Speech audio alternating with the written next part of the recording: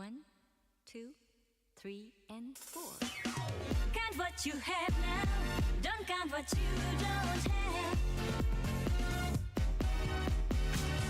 Count what you have now. Don't count what you don't have. Find that you have so much. 頑張りすぎる自分に疲れてふと泣けてきた真夜中のバスルームで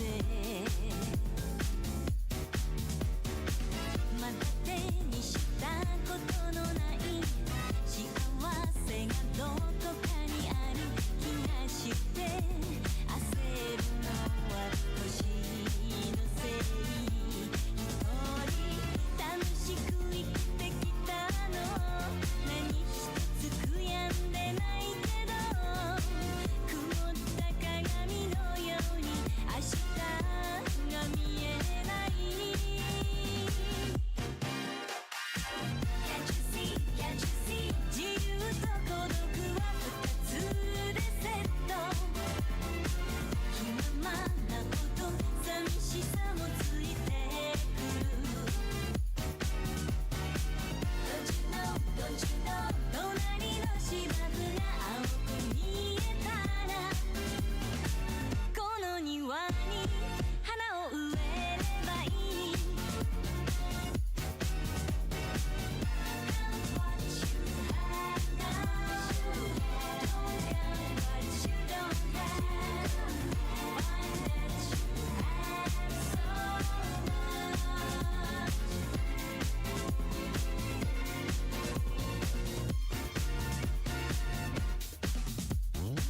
ないものねだりしながらみんな迷って生きてる大人になってからも足元に咲いた綺麗な花に気づくだけで人は嬉しい気持ちになれるのにいつか胸の奥に抱えたジレンマの迷路抜ければ本当に大事なもの知る日が来るだろう Can't you see, can't you see どんな道を選んだとしても悩みの数同じだけついてくる You can choose, you can choose 私が決める私のプライオリティ何をとって What I muted. Oops. I was muted. That's lovely. Yes, so hello everyone. What was I saying? Oh, I was just saying we're going to continue with the clock mod that we were doing last time. That's pretty much it. So, welcome to the stream everyone.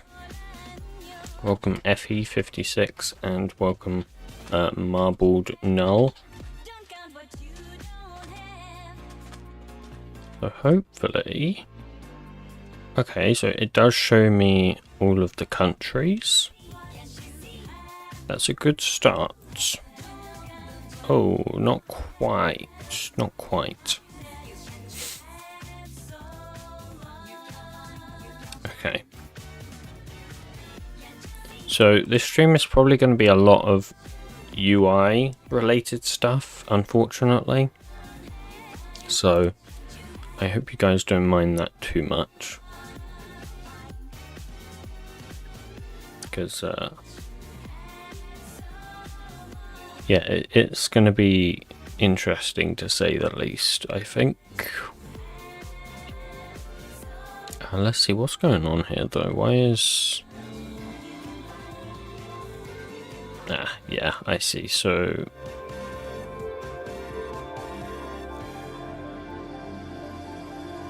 it needs to be that one. there. And then this is the height, so that will go there.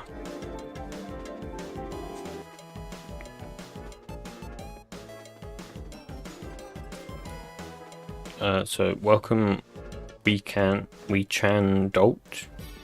Welcome to the stream. No, look, everything's okay. Everything looks good. Hopefully the music isn't too loud. I have messed around with it since last time, so it might be too loud. Hopefully it's not, though. This is going to be wrong, too. Gosh darn, Copilot has messed this all up.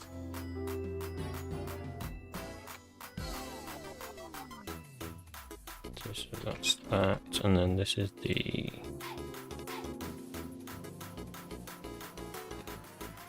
left.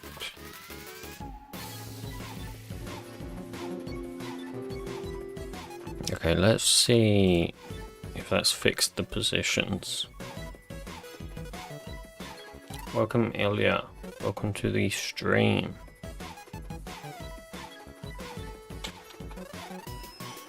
Okay, not quite, but we are almost there, so let's look. So this is the width, then we got the height, yep, and then these two are the wrong way around.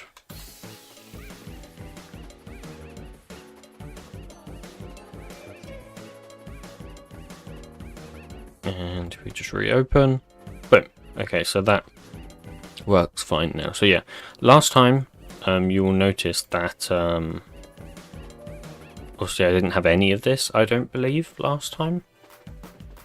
So I'd basically done all of this kind of whole scrolling thing and search bar, you know, like England apparently doesn't exist.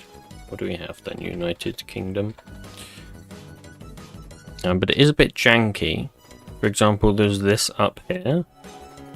I don't know what it is up there, so I need to figure out like what that is, but apart from that, you can see it does load pretty much every country and I believe every region. I don't know why it keeps going to this, whatever this is, so that would be nice to figure out. Welcome Wide, welcome to the stream. So how's it going, everyone? How's everyone's days been going?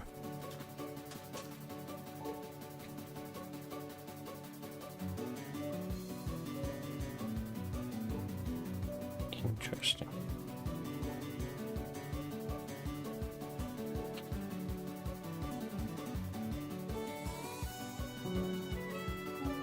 So I would love to figure out how we can fix this up here, this one. And then we need to figure out why it always goes to Tehran. Where is Tehran?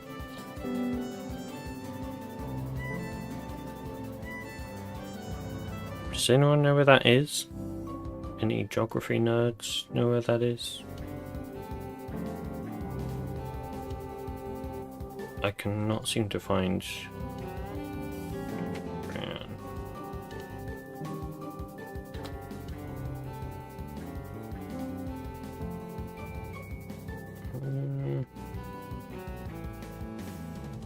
Not sure.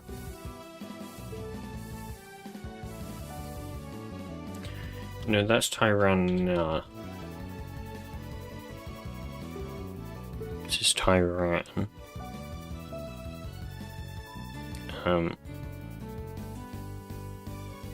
Yeah, hello Lone Wolf, by the way.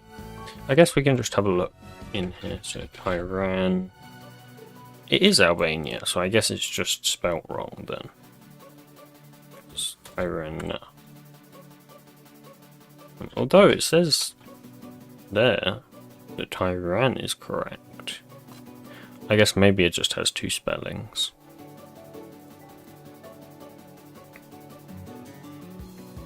Okay, so let's first figure that out. Why is it not selecting the correct country? So first of all, the search bar, well, that's actually not needed in here. Here we go. So get the country that's selected.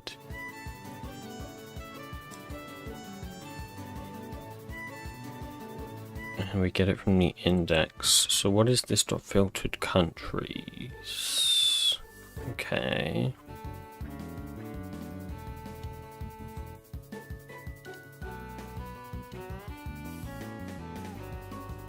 Do that. Is mouse over? That should be fine too.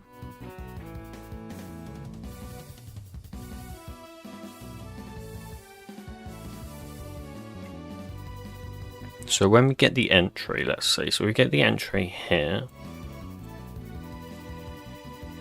If the country is not null, we set the chosen country to the country, and then we run the time zone. So if we look here, that's set to this. So it sets the scroll panel to chosen country, which should take in that same country.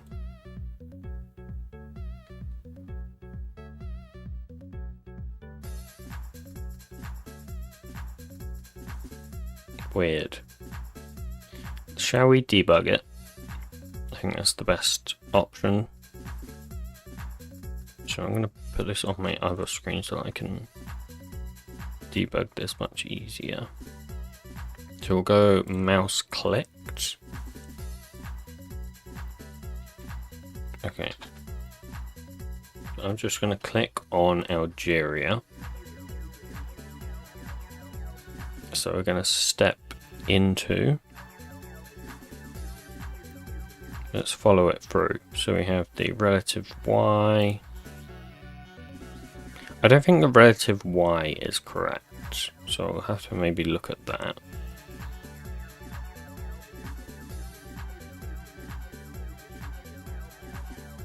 Okay, and then it loops through all the countries.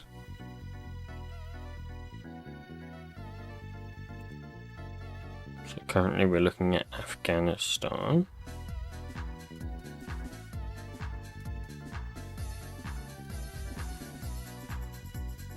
I see. Oh no, mouse over entries, that gives us false. So let's move on to the next one, which is going to be Åland Islands. We'll keep going. Albania. So let's see if Albania gives us true. It does. That's interesting because I've definitely clicked on Algeria.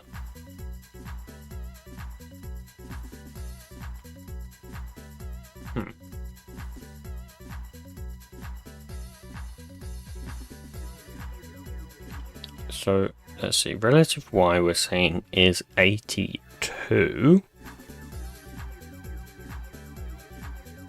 Now honestly, I think Copilot just generated this number here. So let's actually figure out what it should be. So, okay. Need to look for this draw panel. So let's find usages. This draw panel. And we're looking at base Y, which is the top plus border negative scroll distance. So relative Y, top plus border negative scroll distance. So first of all, let's go ahead and continue. And then we'll hot swap. Okay. So let's click on Algeria again.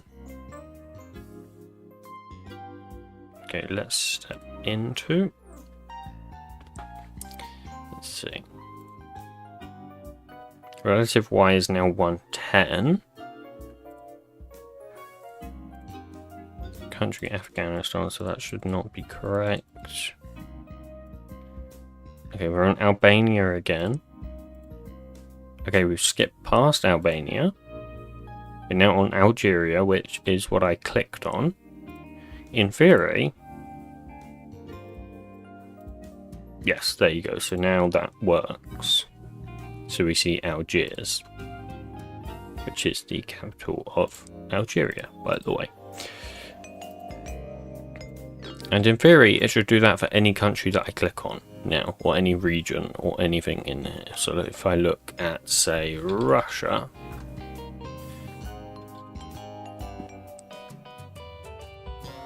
then we get all of Russia's different time zones. Nice. And also you can filter these time zones here as well, so whatever. And then the idea is you would click on a time zone and it sends a packet over to the block entity, which will set that time zone. That's the idea.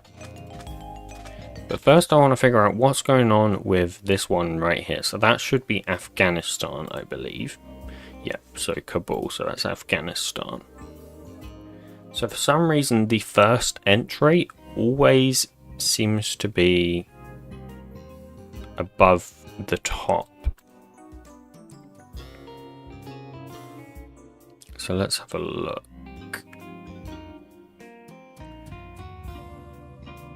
So we need to look for draw entry. Here we go.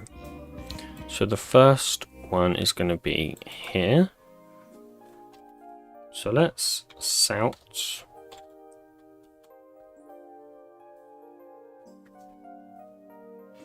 Let's say if index is equal to 0,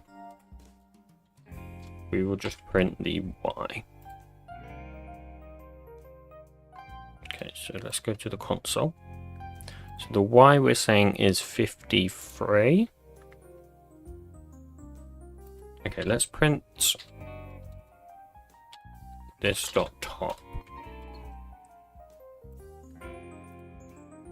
And the top is 61. So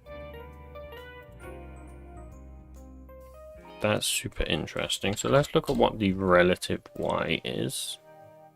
65. Okay, and what is the scroll amount? 16. So I think I should just not negative the scroll amount. Yeah, and by doing that we have Afghanistan at the top. Now let's just check that doesn't break the bottom, and also that's not great either. Because if I click here, it shouldn't click on those, so I should just remove that. Let's see, so mouse click to get entry at position. Need to mouse over entry. Here we go. Entry right plus width -2. And then we need to negative. Hopefully we can find the scroll bar width. Probably have to look in the super class again.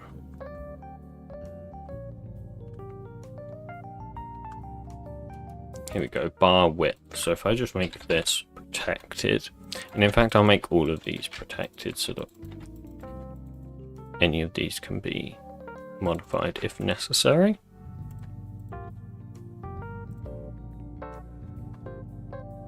So negative this dot bar width. And that failed to hot swap because obviously I changed the access modifiers. Alright. So we're just gonna restart it.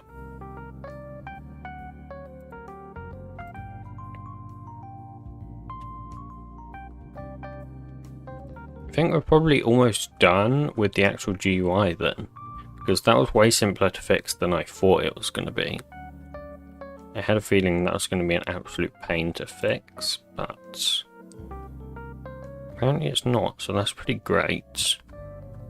And actually, now that I think about it, when we draw the entry, we also want to negative that here, so negative this dot bar width.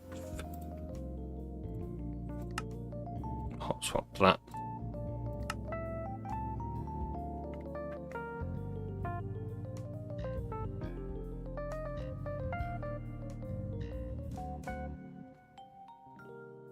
Okay.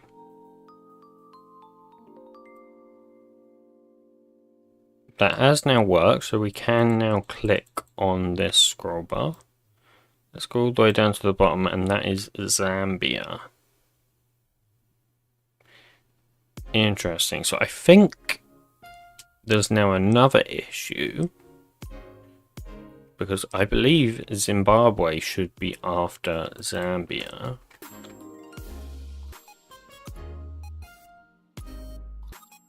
Yeah.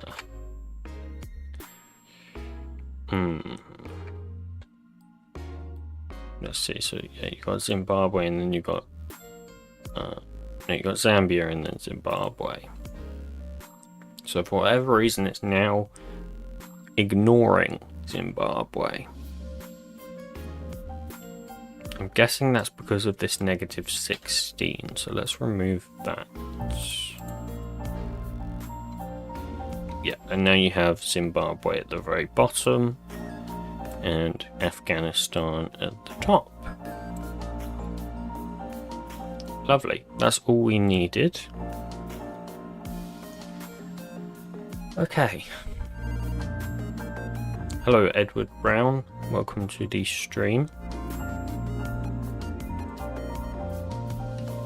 So yeah, that's all of those done. Let's just make sure that filtering, yep, that's correct. Now what I actually want it to do, rather than when you straight up click on an entry, I would like it so there is a button down here that you could just press next. I think that'd be a much better situation. Also, this Minecraft music is a bit too loud. There we go. So let's create some buttons. We'll start with the back button, and then we'll also have the next button.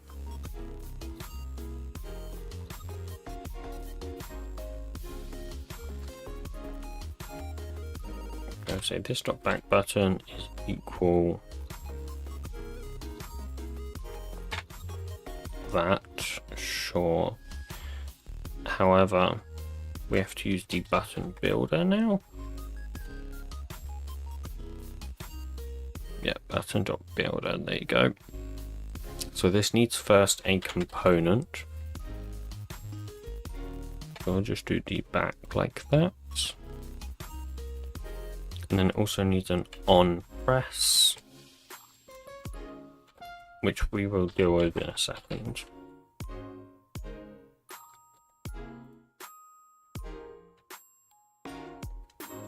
So you can set the X, which I assume is with the pause.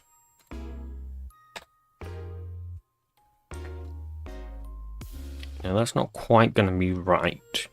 What we actually want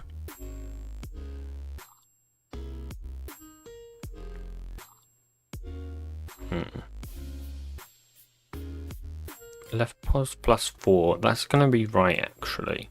What we do want here is the top pause plus this dot image height -20.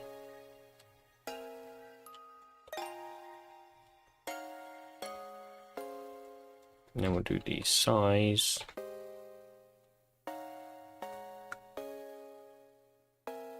And anything else we need to do? We can actually just do dot bounds, which allows us to pass in both of those.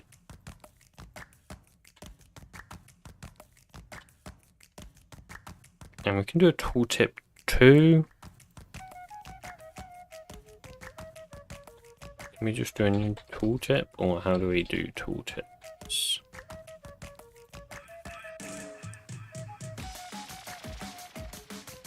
Tooltip.create, and then that allows us to give it a component. Okay.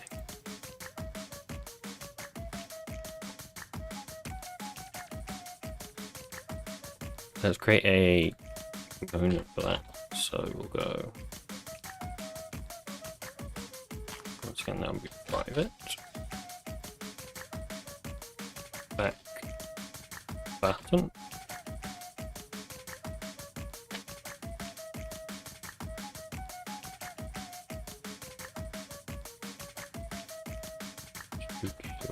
Button. I don't know exactly what Mojang uses.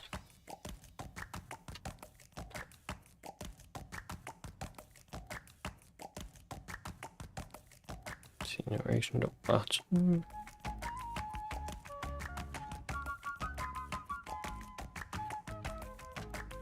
I see. I'll stick with that.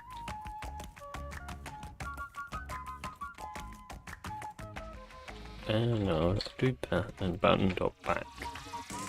Yeah, that should be good. Pass that in there. And build.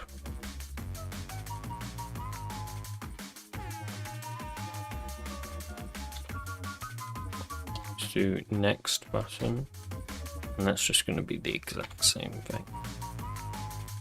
But instead of back button, we just want next button.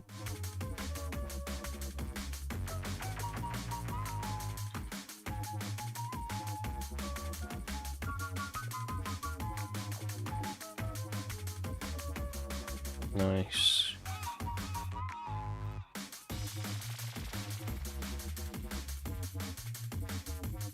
Okay. So that's our two buttons. Now by default, the back button should be disabled, so I guess I can just say active is equal false. And the next button will also be disabled because by default you will not be able to click a country. So what we'll do is back button active. True, yeah. Okay, let's turn off Copilot because it is doing all the work for me, as it usually does do.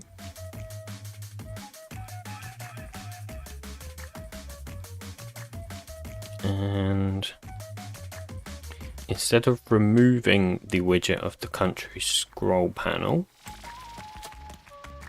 I'm just going to do this .country scroll panel.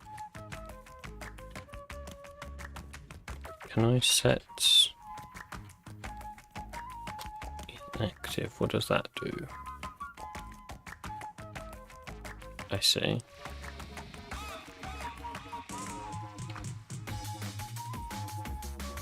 So I actually can't set it to be visible. That's not great. Let's just not set it to null, but I will remove the widget like that. That way we can still access the widget when we press the back button.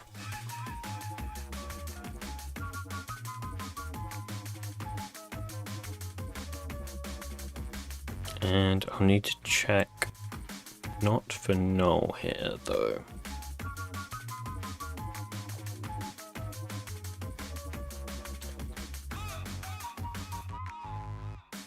Widget, here we go. So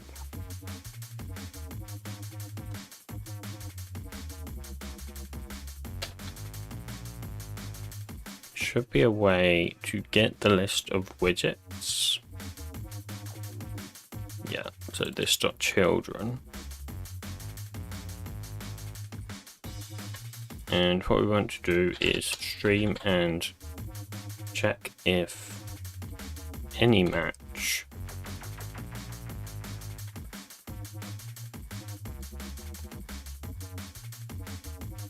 any match country scroll panel dot class is instance, and then here I'll do the exact same thing, but instead for the time zone scroll panel.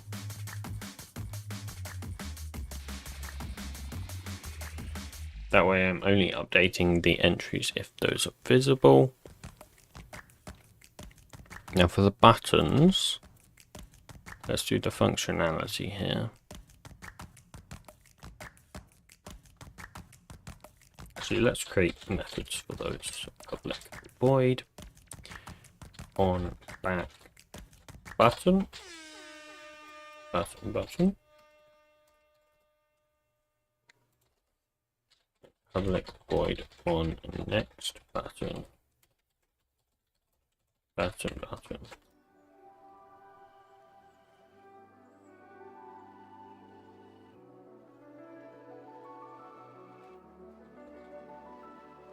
On back button and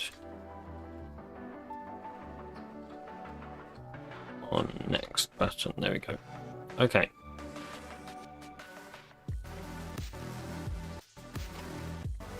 So when we do the back button, we will first want to check if children.stream any match time zone scroll panel class is instance.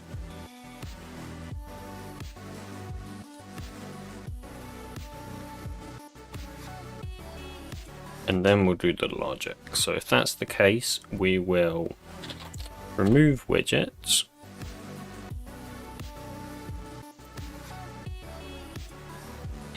In fact, it might be worth setting that as a variable. So we'll do that optional. Oh no, we don't need to because we have.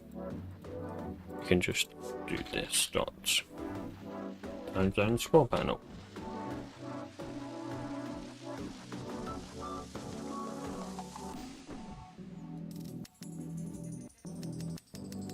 And set this back button dot active is equal false.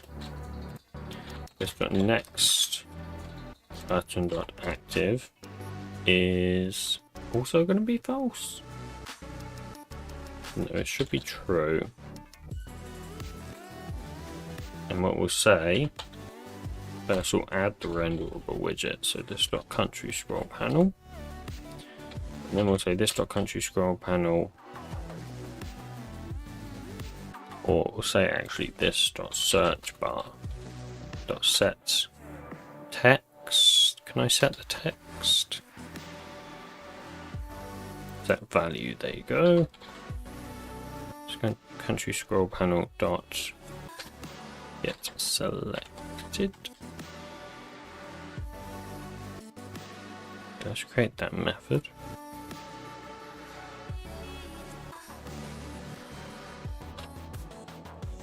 Rename this variable to selected.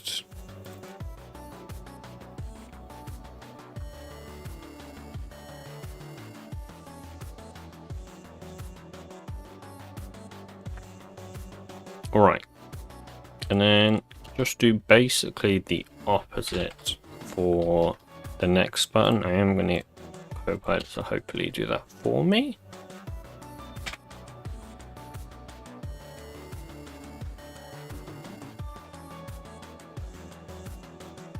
On next button, I want to clear the search bar, so set value to nothing. Or can I set it to null actually? No, cannot. But that should do like that.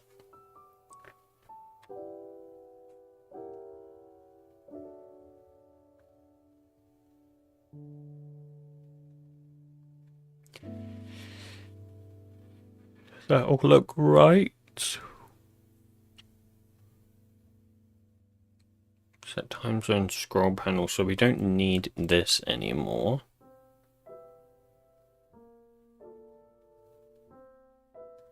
Actually, yes, we do.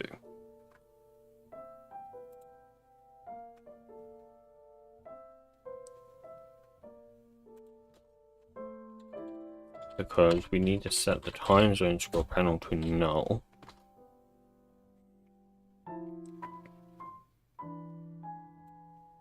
And do this.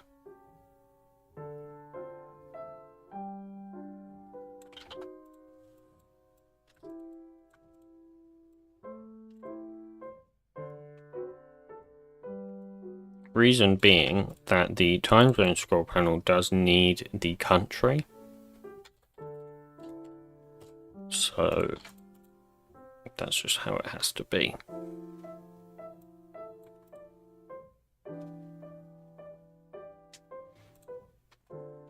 I might move some of these down so we can see them all.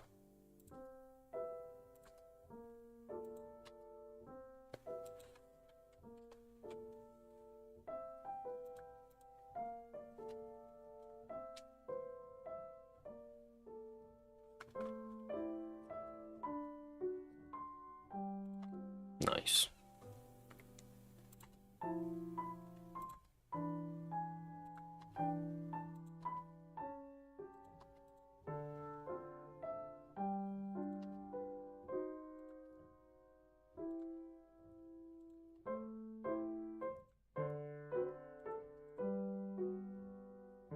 Okay, now everything is a lot more readable.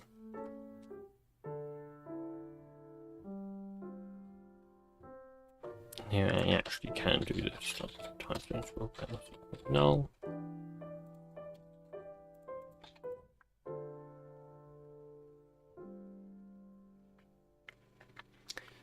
Active is equal false. On back button, on next button.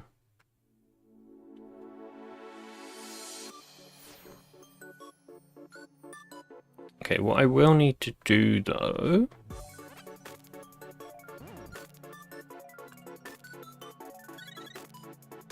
I need to create getters for those.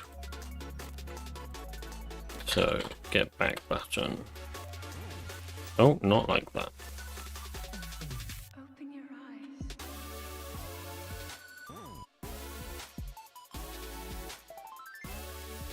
Yeah, I will probably add an analog plot at some point, maybe? But I'm not sure. Because that will be a lot more work than a digital one. Digitals are obviously a lot easier. Analog will be a lot of rendering and a lot of math, I think.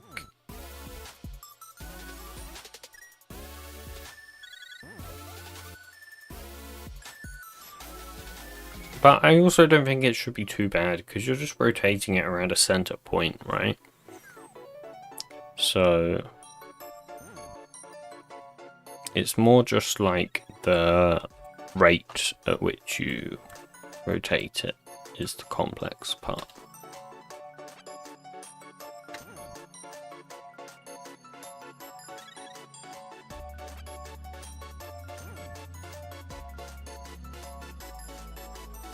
Let's set a private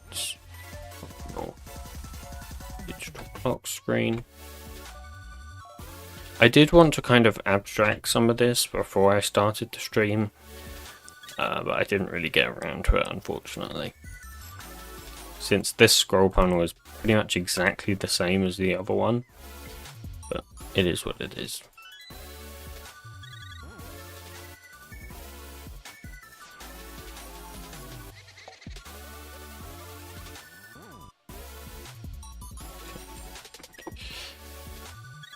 The start screen. And I need to say that the next button active is equal true.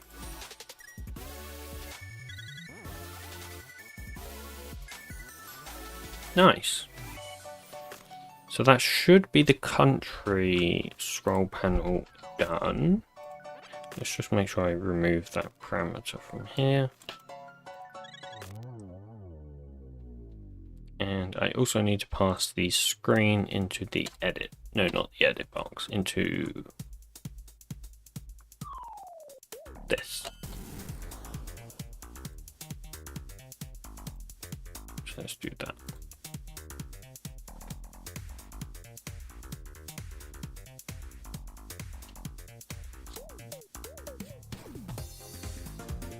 What's the search bar for?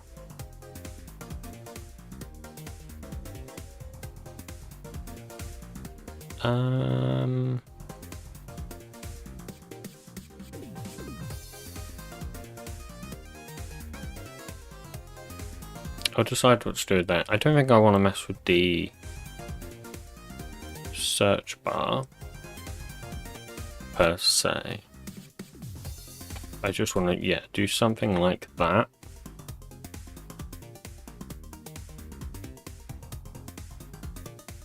So what is time zone though? That's the question. Yeah, that's fine. As long as this is public, which it is. Which means I can just remove this edit box from there.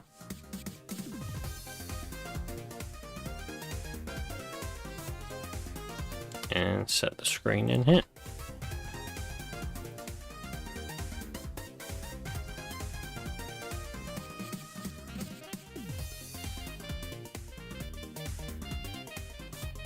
Public void set time zone.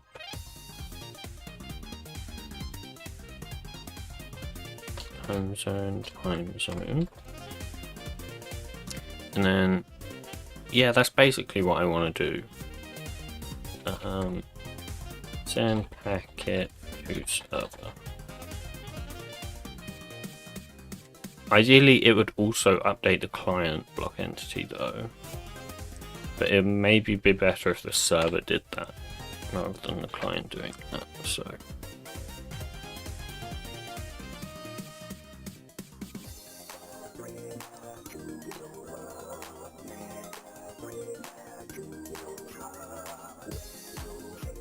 See, so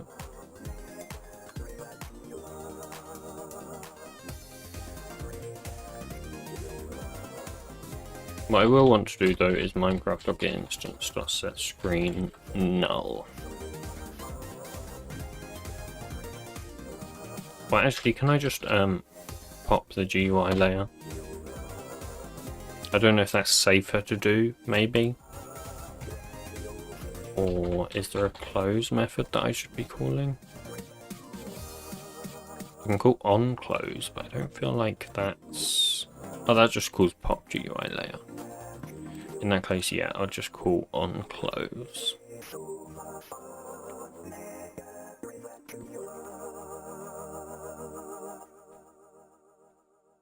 Let's see, what's it moaning about here? Oh, that, okay. What's it moaning about up here? That's okay.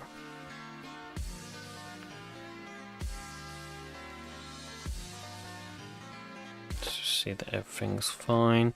I will render the background in a minute, so the background.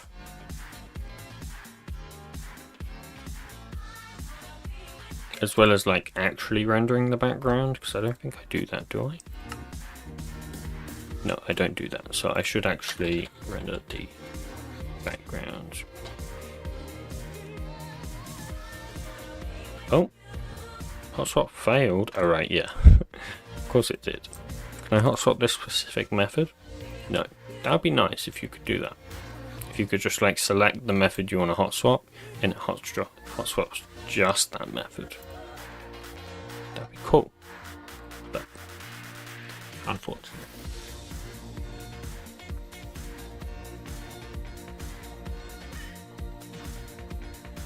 Okay, let's restart and just see what happens then. Is it possible to make a mod that takes a bunch of assets and puts them together to make a random generated mob? I mean, yeah, sure. Why not? I mean, that's what you've got to ask yourself, right? Why would that not be possible? And you'll almost always find that there is never a reason for it to not be possible. Unless you are doing something completely ridiculous, like turning Minecraft into a space rocket, which of course that's not possible. But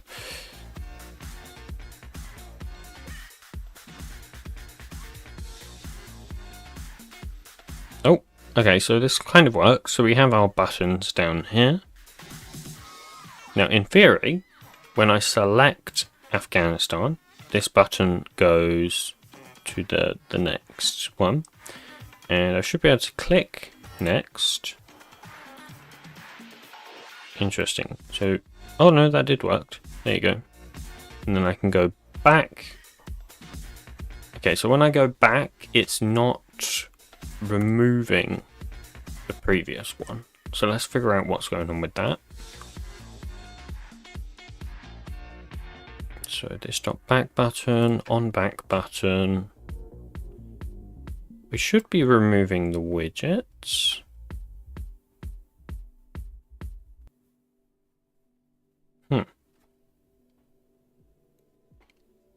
Interesting.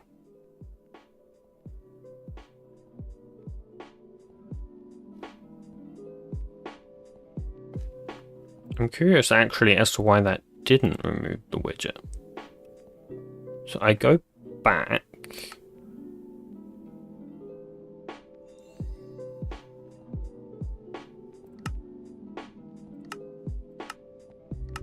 Yeah, it's definitely not going away, is it?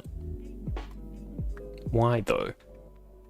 I'm sure it's a silly mistake, so I have to figure out why. Let's see. What I can actually do here is instead of this, I can just say if this dot time zone scroll panel is not equal null. Damn it! I pressed stop instead of hot stop. The amount of times I keep doing that recently is immeasurable. It's getting ridiculous, honestly. There needs to be some kind of confirmation prompt.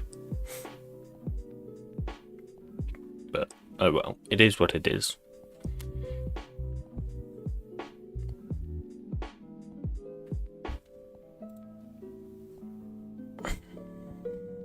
What do you mean move it?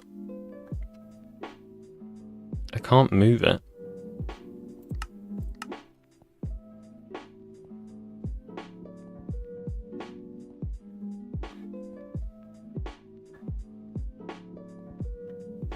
Okay. Bit laggy. Get those frames back. Still a bit laggy, isn't it? Oh no, it's not. It's 60. Okay. So let's click American Samoa.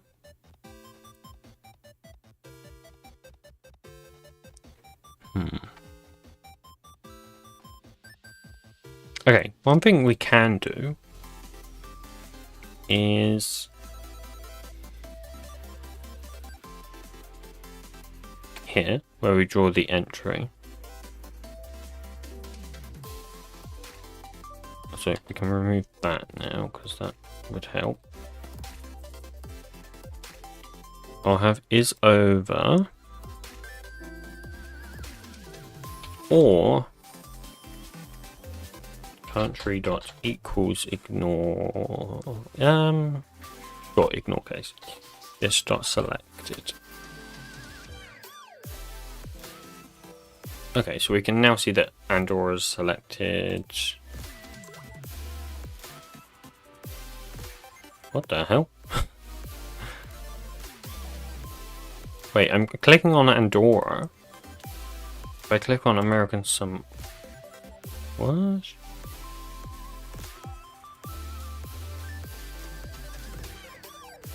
What is happening?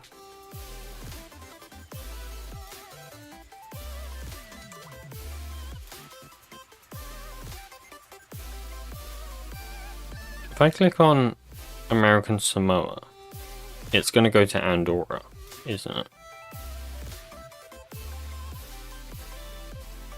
What? Why? All country equals this dot selected. Country.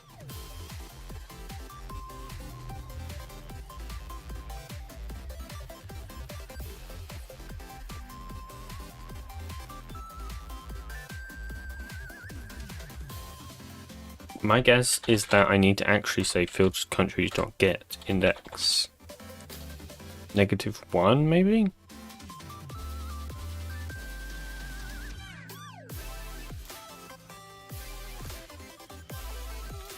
Wait, let me try that first.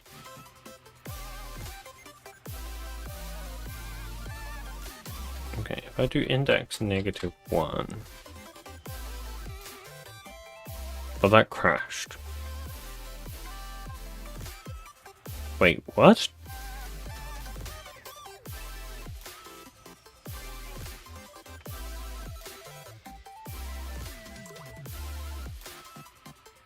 That's interesting.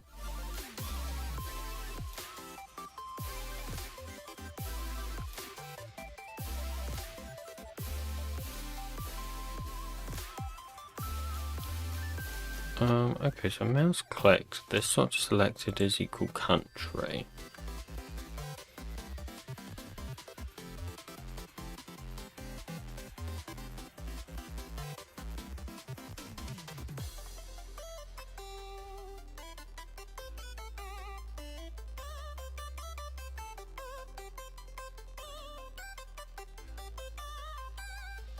I'm a little bit confused here. I don't really know what just happened.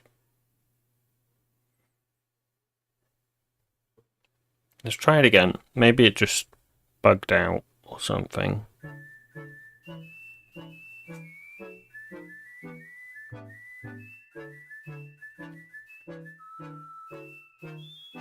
Bro, it's making me go hella red when that Mojang screen comes up. It's kind of crazy.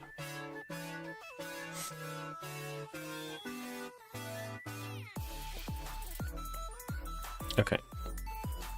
So, Algeria. American Samoa. What?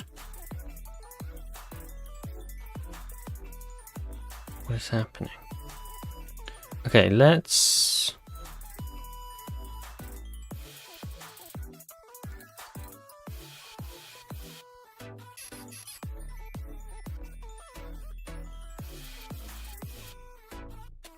Let me just see here. So where I do this boolean, is the music too loud? Okay. There we go. I've turned it down a bit. Hopefully that should be better. Man, I really need a new webcam. I can see how bad quality it is. Because I can just see all the lines going through it. Probably because it's constantly getting knocked on the floor and stuff. So it's probably just kind of falling apart internally, but...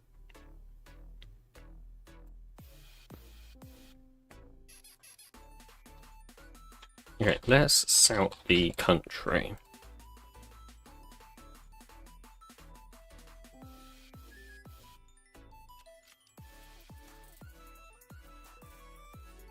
Okay, let's out this dot selected.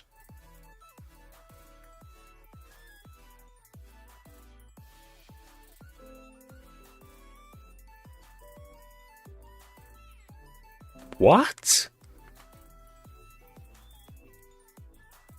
I am so confused right now. Okay, actually, let me try this. So I'm clicking Al. Wait, no, I'll click Algeria like that. If I go next, no, it is actually selecting. Has it just crashed? I don't know what just happened. So it is actually selecting the one below what I'm clicking.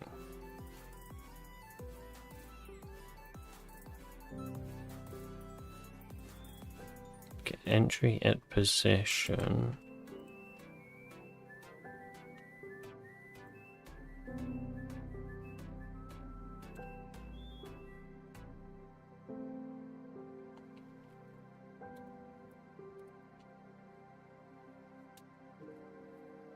Oh, do I need to take away this negative scroll amount?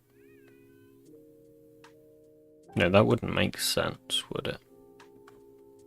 I believe this if statement is just the same as the one up here, though. This one. Let's check. Yeah, those are exactly the same, right?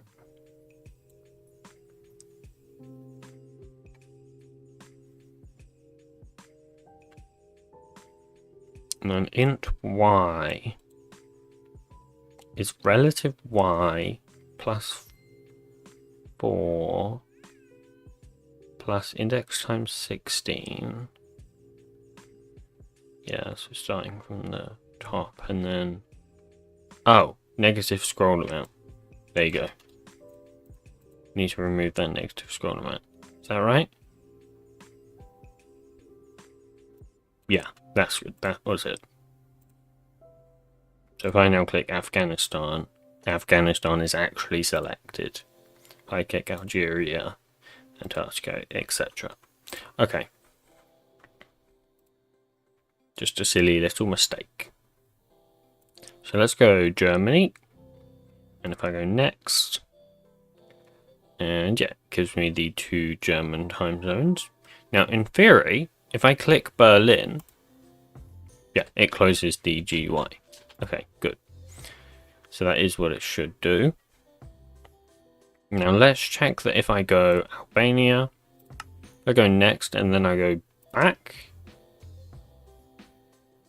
Okay, so it seems to be freezing or something. But I can press exit.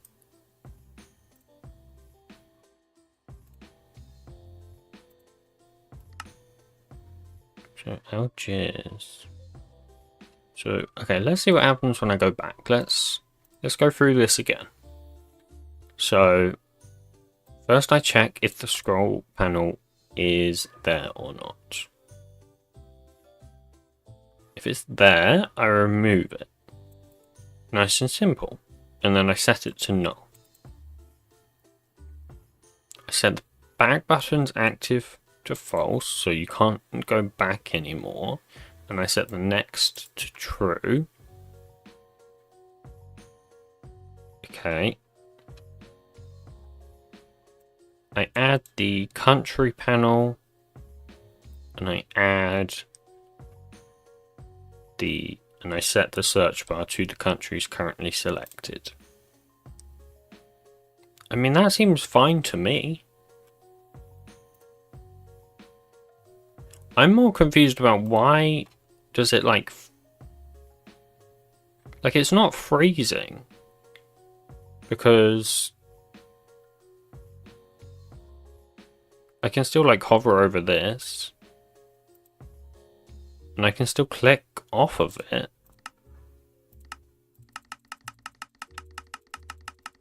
It's just not doing anything. Let's try this. So, oh, it's null? Oh.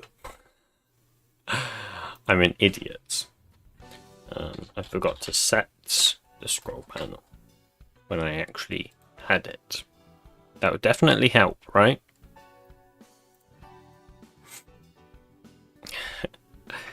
Always silly mistakes.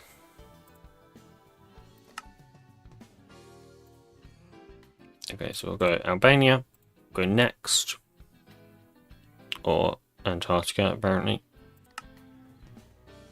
Oh, I didn't know Antarctica had so many time zones.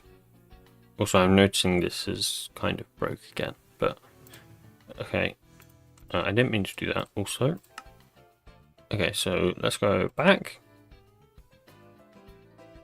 Okay, that's kind of done what I wanted it to do.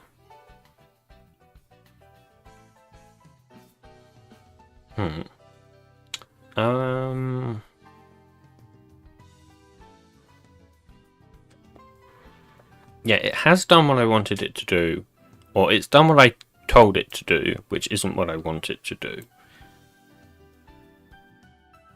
What I want it to do is actually select that one. Actually, I shouldn't have to do anything now that I think about it. I should just be able to clear the search bar. So this .search bar does set value to an empty. So let's go next.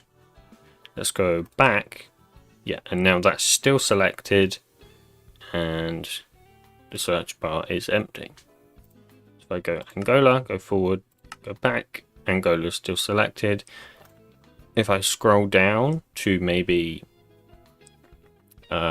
Christmas Island, go forward, go back, it will still be scrolled at Christmas Island. Okay, that's good. That is what I wanted it to do. Now let's figure out. So in here, it's showing all of them, right? From Afghanistan to Zimbabwe. And also, I'll fix that in a second because that's a bit jank. So it's showing Afghanistan to Zimbabwe. Now, when I go to... Okay, well, it has a lot of time zones. Got to find something with a lot of time zones. I think we'll just go back to Greenland again. So when I go to Greenland... No, it wasn't Greenland, it was Antarctica. I'm an idiot. Actually, I think Argentina also has a lot of time zones. Yeah. So with Argentina, you can't see the top one. Oh.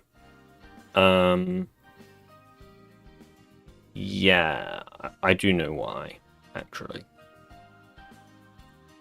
Because I changed some stuff in the country scroll panel that I haven't changed in the time zone scroll panel. That's the caveat with not building out some abstraction. That it's not going to replicate the changes, unfortunately. So, okay, I'm going to move this to my other monitor. And I'm just going to go through and start comparing changes here. So get content height needs to remove the -16. Okay, scroll amount, time zone. Yeah, that's fine. I think this if statement is fine, right? Change that. Yeah, that's fine. That's fine. Okay, let's come to here. This needs to get rid of the negative scroll amount. And this should also technically have the is selected thing, but it doesn't really need it. But I'll add it anyway, so I'll say or this dots. Where is it? This dots. Oh no, because this doesn't have a selected, so that's fine. Left +2, y -2. Yeah, this all looks fine. I'm fairly confident everything here is fine.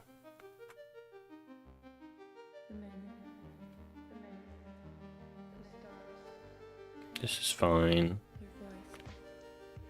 This is fine. Okay, what I think is going to be incorrect is get entry at position.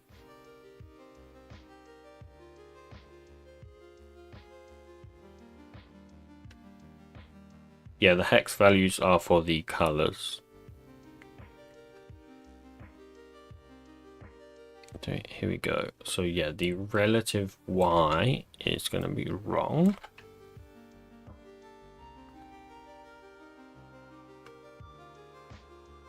If statement should be fine. Y is relative Y. That just needs to remove the negative scroll amount. And is mouse over entry needs to take a negative stop bar width.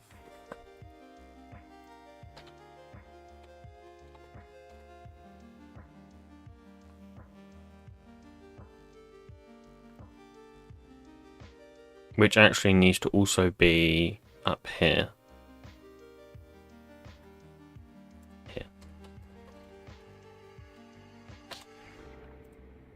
Okay, that should be everything. That should now work. So let me just hot swap that. Hot swap that. Okay, now if I go down to Antarctica, go next. No. There we go. Now that starts from the top and from the bottom. Okay, all I need to do now is negative 16 from the bottom of the scroll panel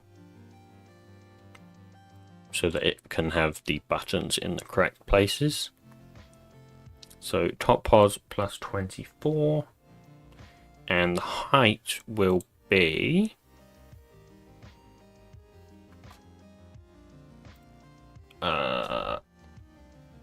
28 plus what, 16? I think my stream is delayed a lot. Possibly. I think YouTube does kind of, because of its like whole buffering system, you can very quickly get delayed quite far behind. But luckily you can just click the live thing and it should go to the right place.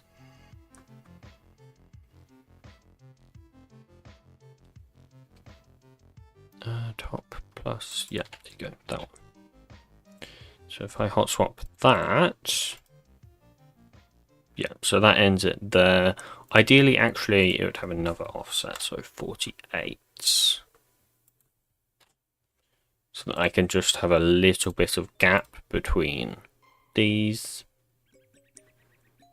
That doesn't look like there's a gap there, does it? Top pos plus 24. Just trying to think. Like, does it need to be top pos plus 28?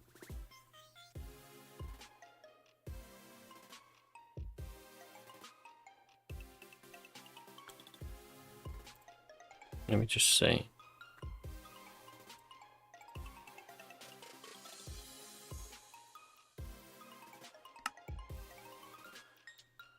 That's definitely more of a gap there, which I think is better. That does, however, mean...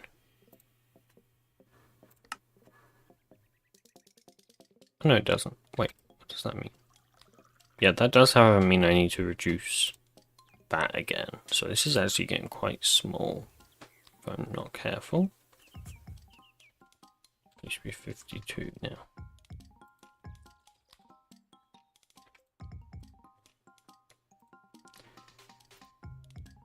There you go. So now we can see all of them in there perfectly fine.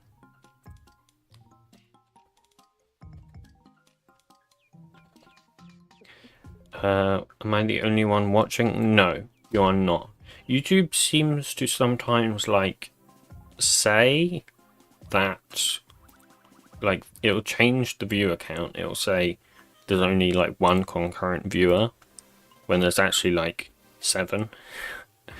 So I don't really know where it gets that metric from. I'm not sure. It's definitely a bit strange. I think it's actually who is like up to date with the stream. It doesn't count people who are behind by, you know, however long, from my understanding.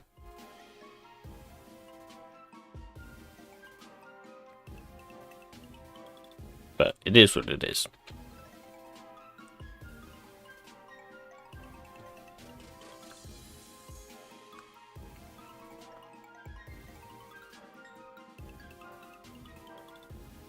Okay, is that everything?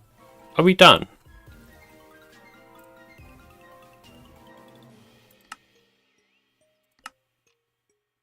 I think we're done. And everything seems fine. Let's just do these lang things for this, for the GUI here. So, go lang. We'll go GUI dot clockwise dot button dot back. Say back and then next.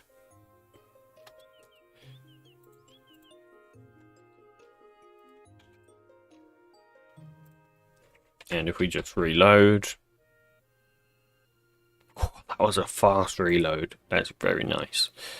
Oh, that hasn't changed. Okay, let me build then. I always forget that you have to build. Okay, that actually did a successful build. That's impressive.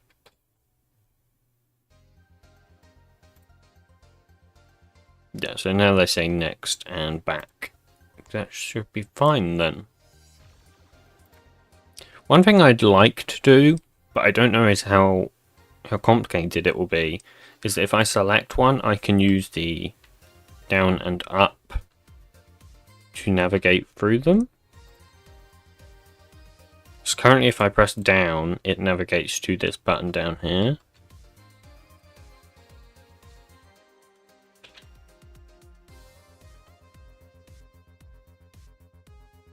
Also, if it's too long, I think I'm just gonna truncate it and put a dot dot dot. So I need to find what that length will be. Does anyone know, is the Minecraft font monospaced? Or is it not monospaced? I think it is monospaced, right?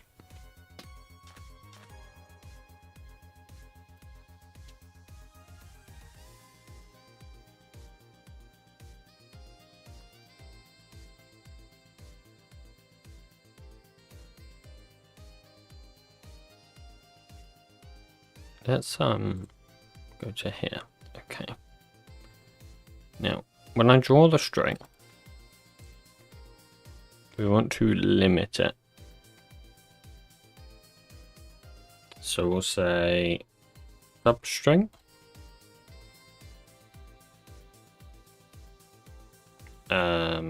Zero math dot min math dot min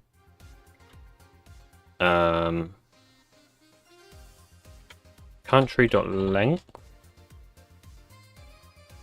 and we'll say 32.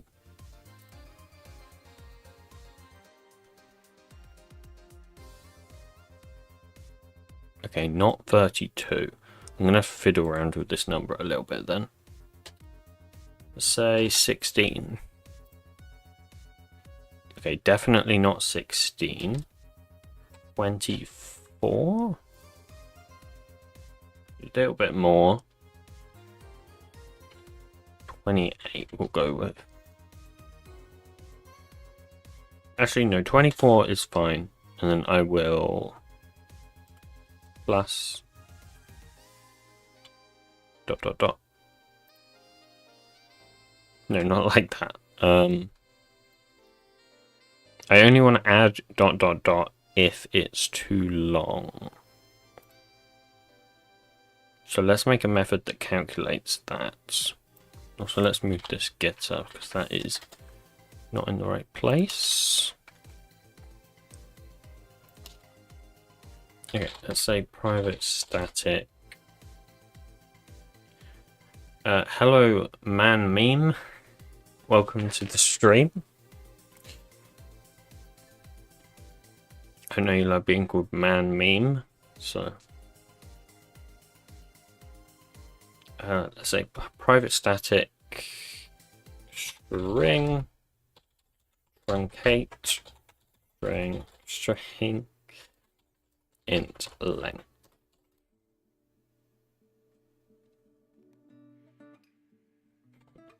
Okay, if string.length is greater than length, then I'll do that and I'll say plus dot dot dot. Else we'll just return string. What we are doing right now is GUIs. More specifically, just a scroll panel, basically. Wait, I'll show you in 1 second. Oh, let's do that.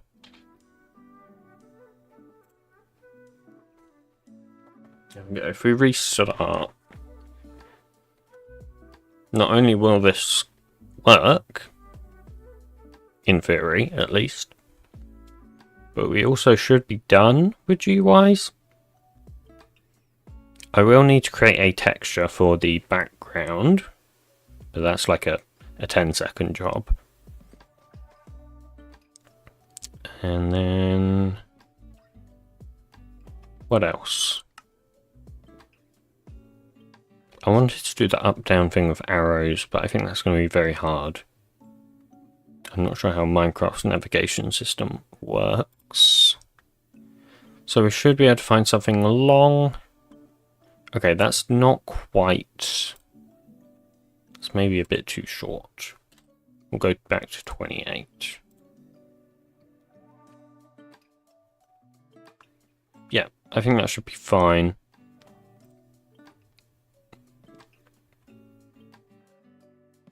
What I'll do is I will say -3.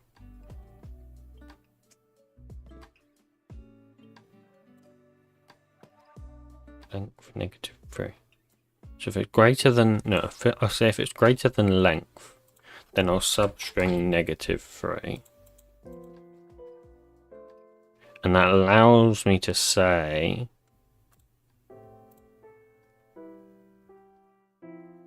wait, is that right?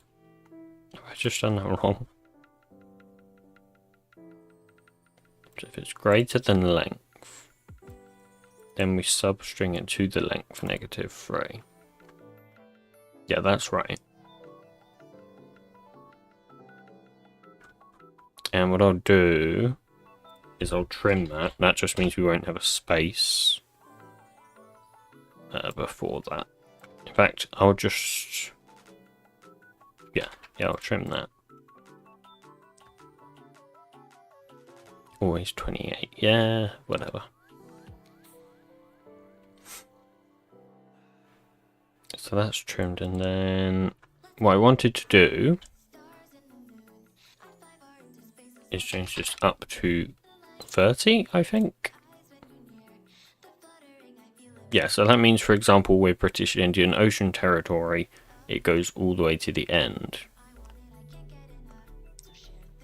It must not be monospace, by the way, because these dots are clearly way smaller of a width than other characters.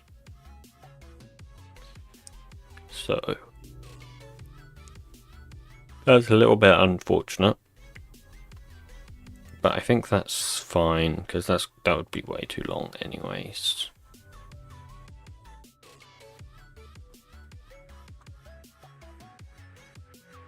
And yeah, these are all fine. So if I, obviously SO and fix those. Okay.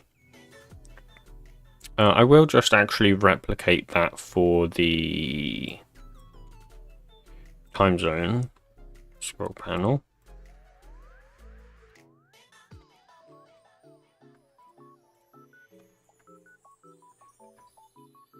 So let's find that, truncate, country 30, and wherever I render it here, just change that to truncate timezone.name. Okay, let's open paint.net.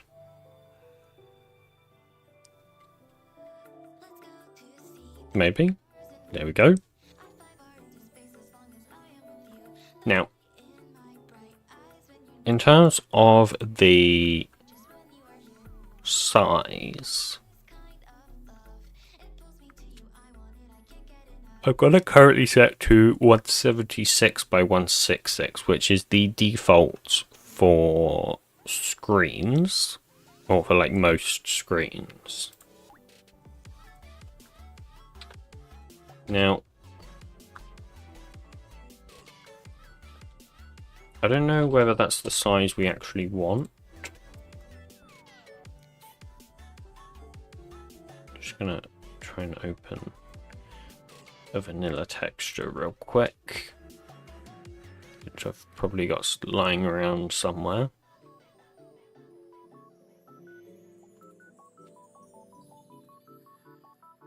Oh god.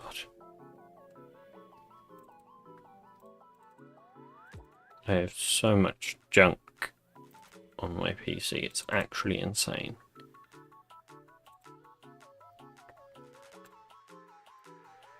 Okay. So, this is the dispenser. And that's 176 by 166. So my idea is that I just copy that in here. And I just do that. And save it.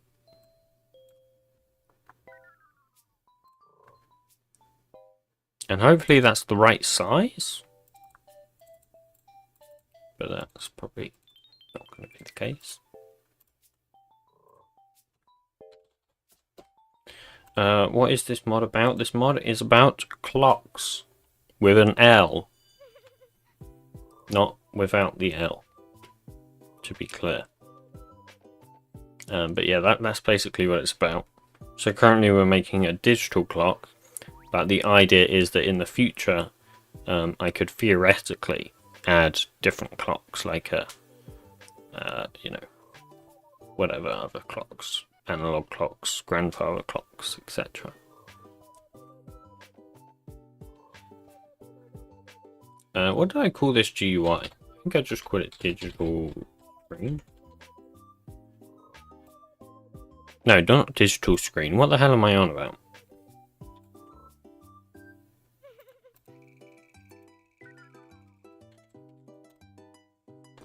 There we go. So textures GUI, let's delete that one because that's not right. Now let's create our private static final. Oh, final. Rectangular shape? No. Resource location.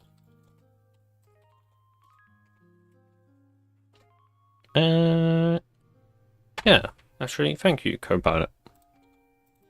You got it.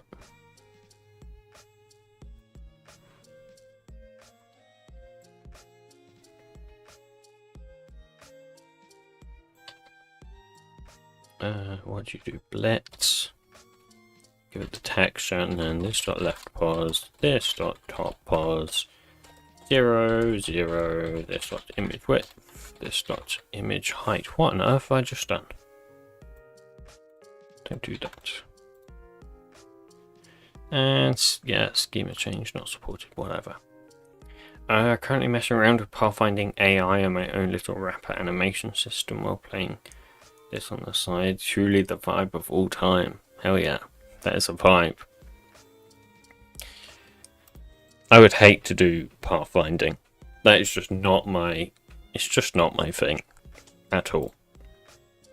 I hate the whole AI entity pathfinding shenanigans. I am much more in the side of GUIs.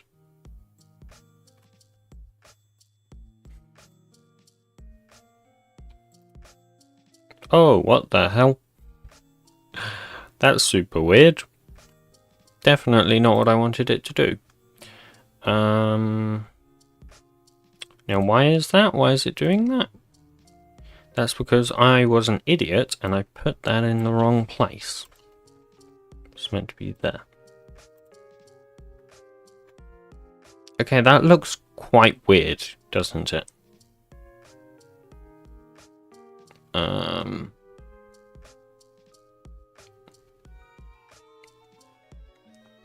Well, firstly, the background needs to be a bit bigger.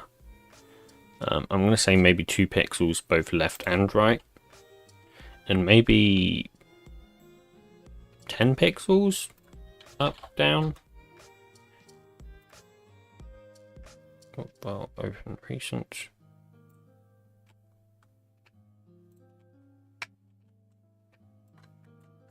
So I'll just grab the side here. That's way more than 2. I can't count. 1, 2. In fact, I'll go 3, 4. We'll just extend it a little bit more.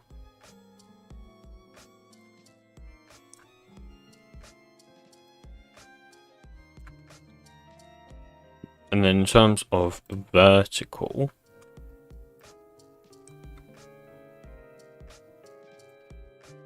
we'll go 1, 2, 3, 4, 5, 6, 7, 8, 9, 10.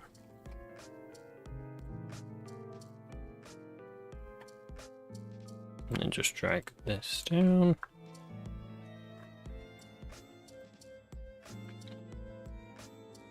And if I give that a save, let's just check the size first so I can update those dimensions. That is 180 by 176.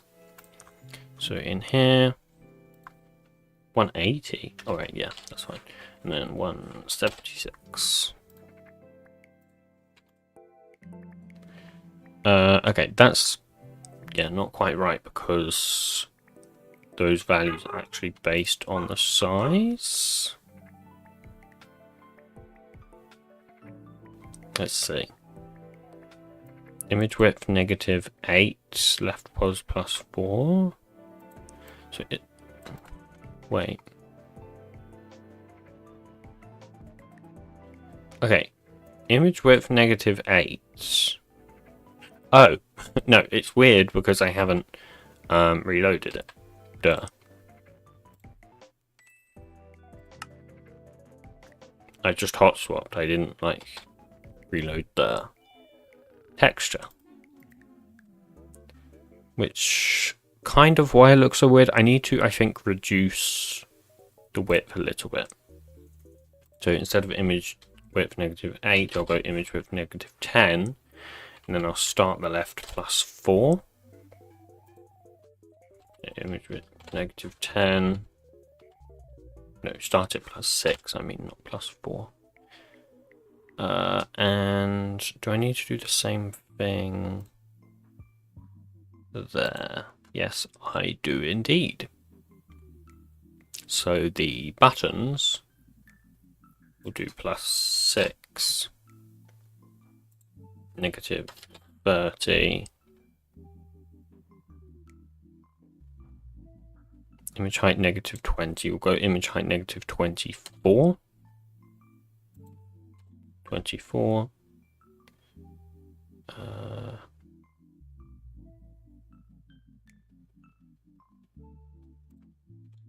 6 -30. Yeah, 2020.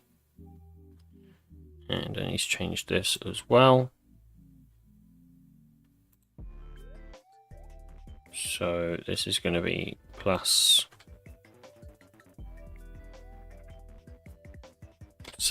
and this is -10. Is that right? Yeah. Let's see what that does.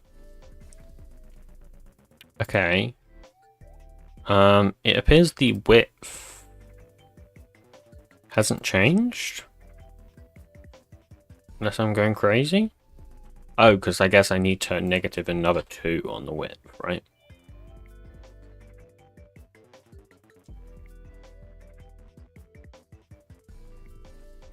So that needs to be -12 on the width. Let's see, the width, -12.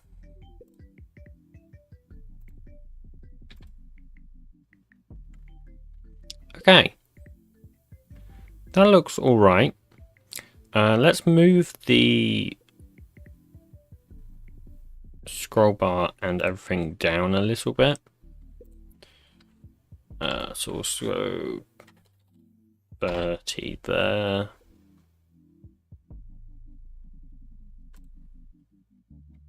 We'll go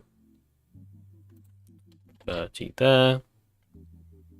And then this needs to be +6. So that just gives us a little bit of border up there. Now what's the gap between here? Because that looks like quite a big gap. Maybe too big of a gap?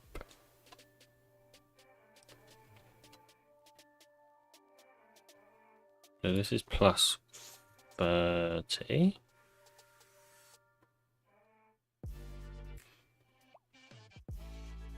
This is +6. So if we're starting at +6, this is a height of 16. So that's going to be 24. So that means that's a gap of 6. I only want a gap of 4. So we'll go down to 28. And just make sure I do that in here as well. Oops. Yeah, so that's a more reasonable gap. Now the only caveat is going to be these buttons, because these need an additional gap of 4 down. So let's extend this down again. Actually, no, let's not do that. Let's just modify the height. And we'll move the height to -56.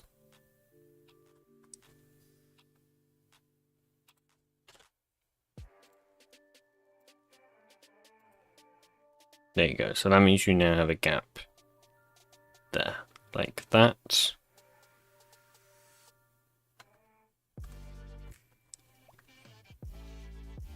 Nice. Everything is all well and good. Let's see. What have I missed in chat? IntelliJ has its own JetBrains JDK that supports debug mode schema changes. Yeah, it does. That is true. Honestly, I can't be bothered to switch to it though, because you have to like download it, and I'm fine with using just the normal JDK. I mean, I get that you can like, I think you can hot swap classes and stuff with it, but is it really that big of a deal? Thing is, with Minecraft modding anyways, you can't hot swap that much because a lot of stuff is like registered and stuff, right? So obviously you can't hot swap those kind of things anyways. So I don't know, I think personally it's not that big of a deal to me.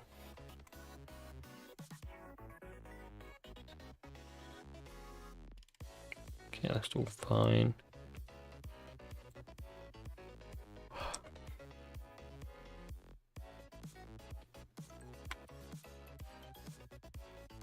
Also, this needs to be, this is a bit too long. This needs another -2. Plus width -2, so I'll do plus width. Oh, this needs to be also negative this dot bar width. That's why.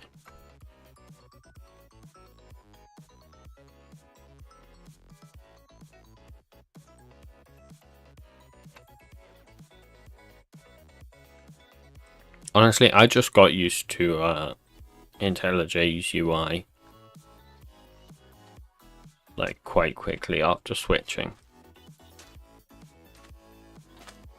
I mean, I could still definitely go back to Eclipse, I think, and I almost certainly will when my ultimate runs out. Even though that's going to be a while, because obviously that would require me to no longer be a student. So that will be, you know, another, what, like 3 years, but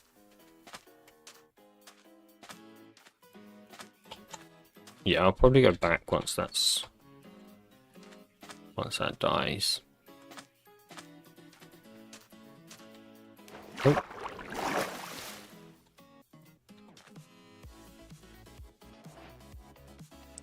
Okay, I was about to do something. Does anyone know what I was about to do? I mean, obviously you guys don't know what I was about to do, because I didn't say what I was about to do, but I was about to do something.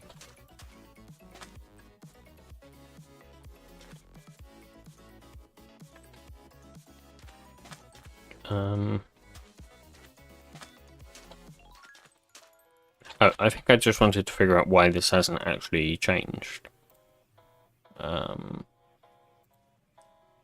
try -4. Interesting, that's not changing anything, is it?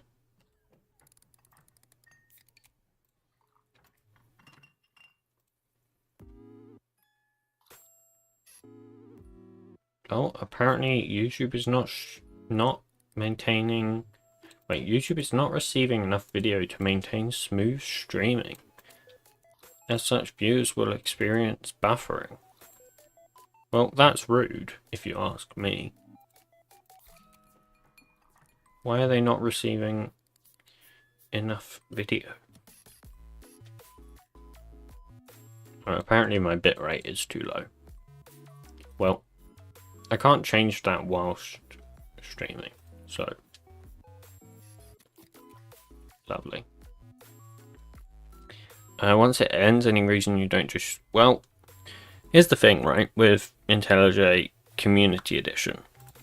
It's fine, but it's not better than Eclipse. So, it's like... You know. I would say Community Edition is like on par with Eclipse. Whereas Ultimate is better. I mean, obviously, Ultimate is better because you have to pay for it, so generally it's going to be better, but... Oh, I see why that's not changing. I'm an idiot. I was changing the wrong one. Why do I always do this to myself?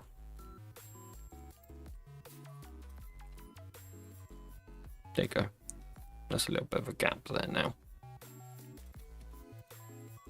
Tuning to bar width. Hello, as is. Welcome to the stream.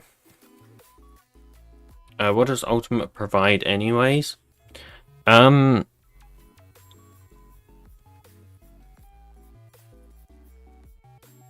have no idea what Ultimate provides, actually. That's the thing, because I've always used Ultimate. I haven't used Community Edition. Or I did at the very start, but that was quite a while ago. So I don't know what features are Ultimate and what is Community Edition. I think Ultimate is mostly like kind of niche stuff. But like, I would debate that Eclipse has better autocomplete. Or better IntelliSense. Which sounds kind of crazy, because obviously IntelliJ should add like better IntelliSense than Eclipse. But from what my experience has been, it doesn't. So, you know. But maybe that's just a me problem.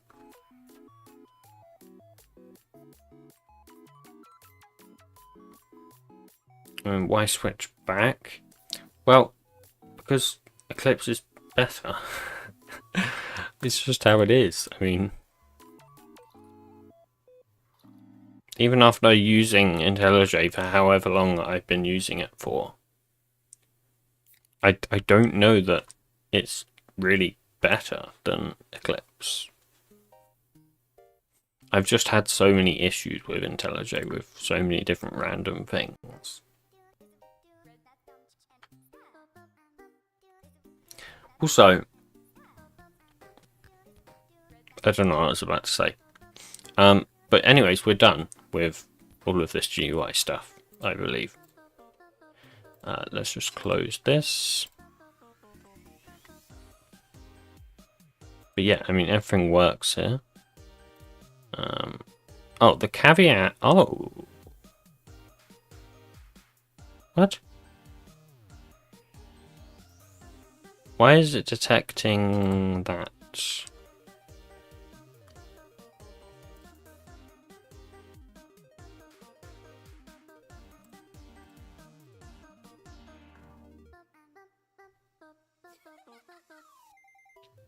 Plus this dot width by plus 10. Entry bottom. Here we go. No, not that.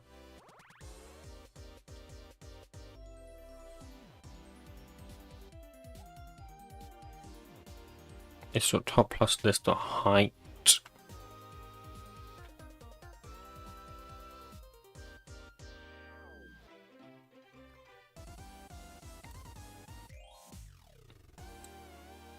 Interesting.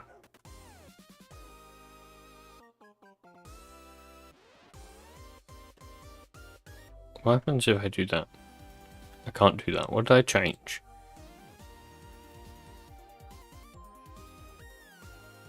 I don't know what I changed.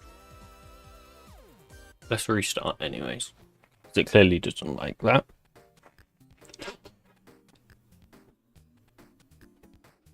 Man, I need to turn my fan back on, I think.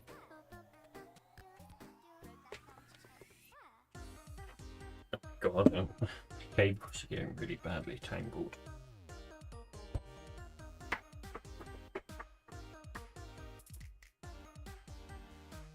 Oh my God, this is actually a mess. My cables are a mess.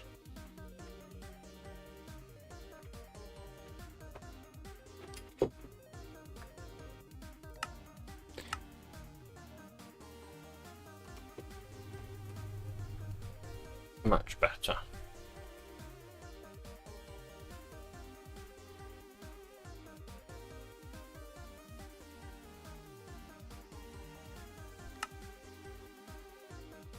Okay.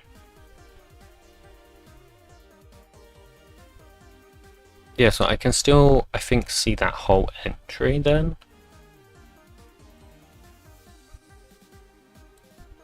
Is what it seems to be.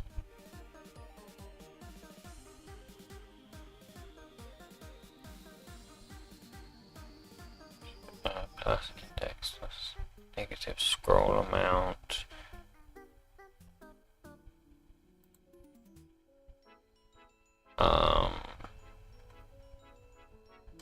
Plus 16, I think.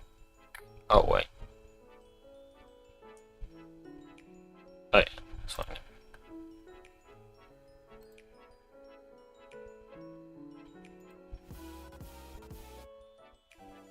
Wait, no. So that's greater than 0.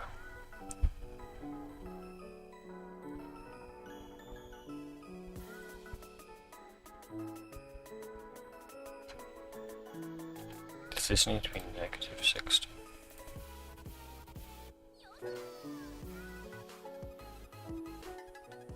No. Because the issue is it's still showing like the top of this one.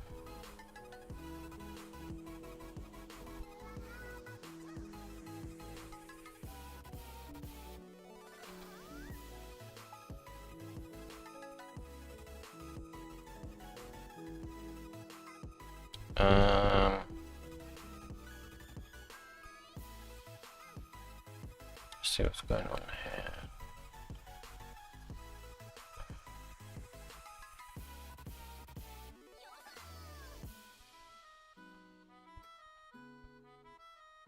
Top plus height. Let's do top plus height negative 16.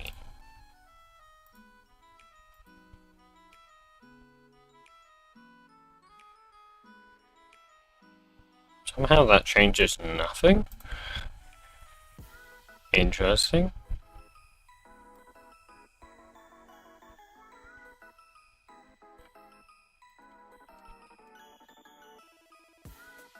Does that change anything? that does change something. Let's just see what it does down here.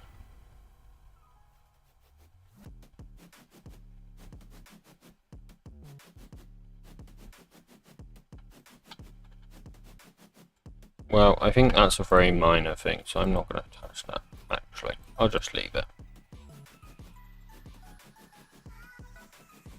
Oh, that's fixed it, somehow. Oh, wait, no it hasn't. It only fixes it when I use the scroll wheel like that.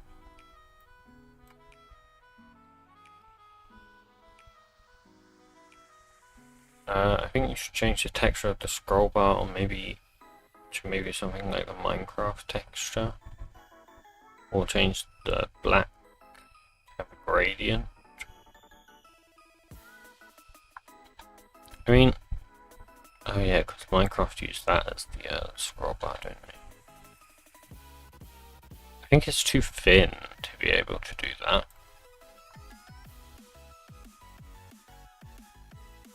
Oh,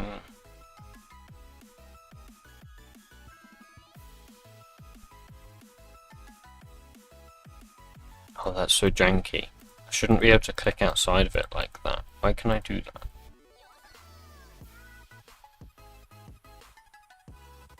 Okay, here's what I'll do. I'll say...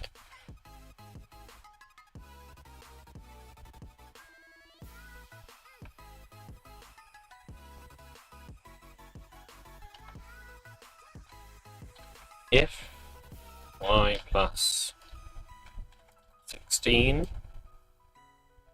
is greater than this dot top plus this dot height, and I'm going to do that. Let's just see what that does. So that causes that.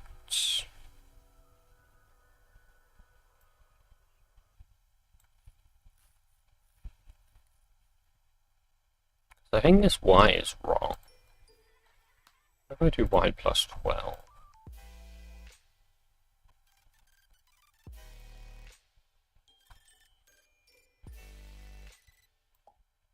Yeah, but it's because of the plus 4 here, I think. So that works, and then if I basically do the same thing for the click detection as well.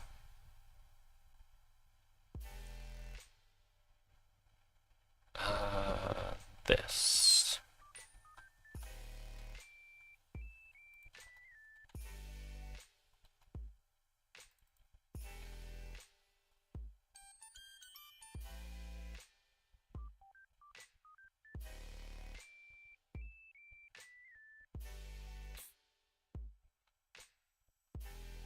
Yeah, like that. So now I just need to do the same thing for this as well.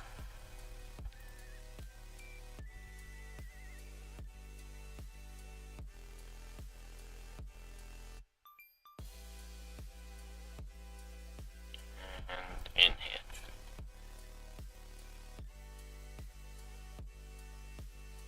So now I shouldn't be able to click. Yeah, I can't click down here. So I'll go like Andorra. Boom, done. Go Angola. Whatever. Afghanistan. I'm gonna find something that has multiple. Argentina, there you go. Yeah, that's all good. So Buenos Aires, done.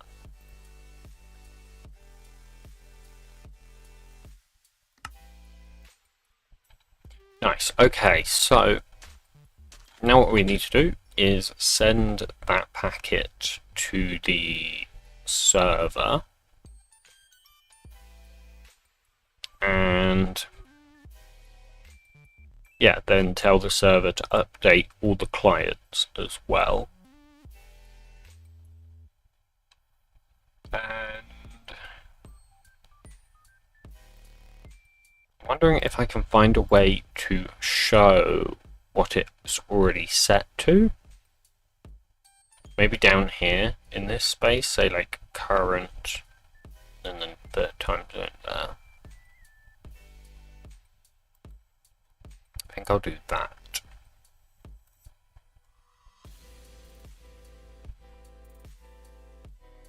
So, I'm gonna say let's just collapse some of these things so they don't need to be there. Okay, let's create a new package for network. Create packet handler. Create a new package for client and a new package for server.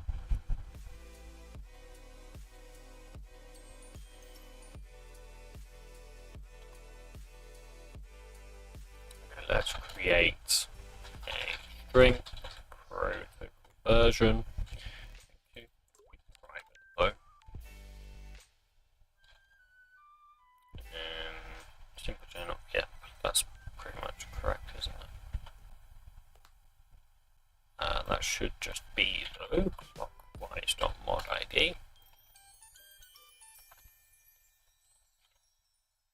And then we've got a public void init, public static void init, index 0,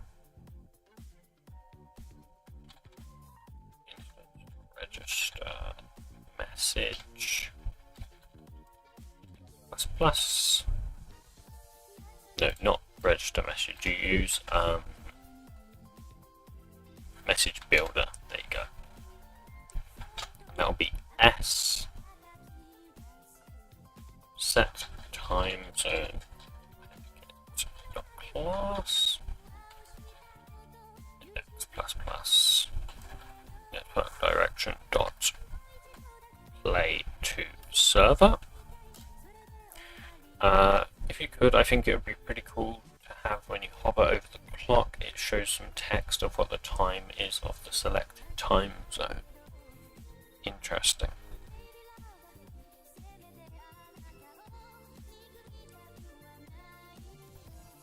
Maybe I could make it so when you hover over it, and it's more like an extension of what you said, basically. But it would show like an actual clock face of what it would look like, rather than just text. I think that'd be pretty cool. I don't know, what is this music? I can't hear it, honestly. It's very quiet for me. So I don't know how you guys can hear it. But I cannot.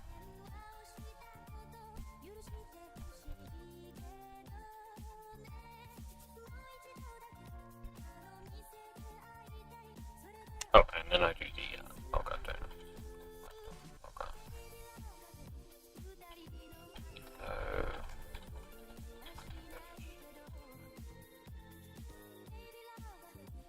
Yeah.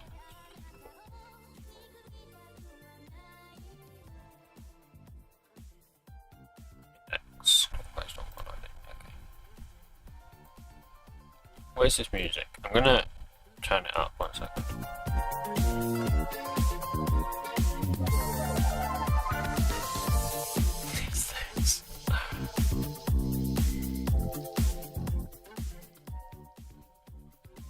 Oh, this one. Right.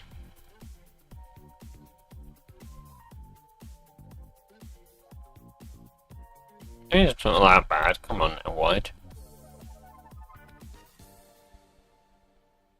It's a bit goofy, but it's not that bad.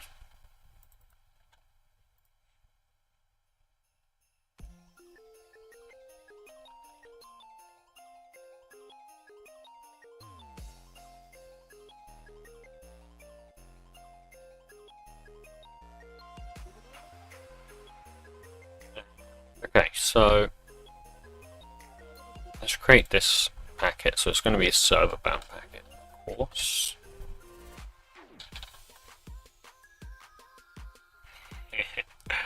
Something that Lime would listen to. This is what Lime plays in his streams. So I mean, yeah. Not entirely wrong. But whether or not he listens to it in his own time, I I don't think so. I think all he listens to in his own time is what's it called? Stacy's mum. That song.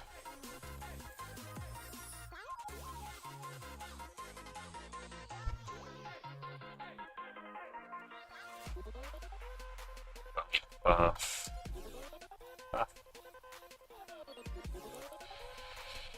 Let me just do this.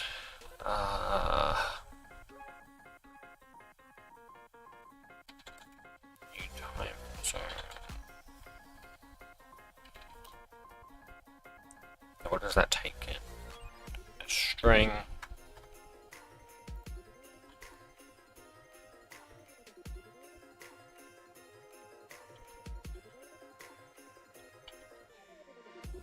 Actually, I'll just read two UTFs because I'll just do.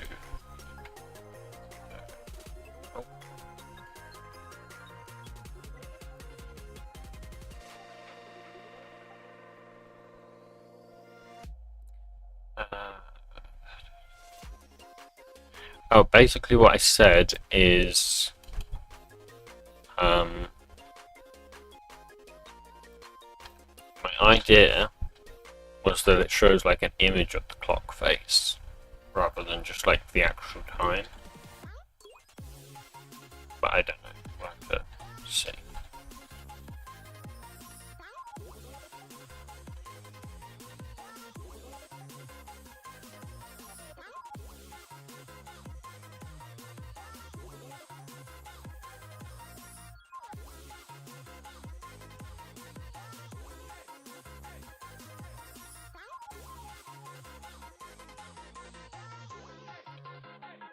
First.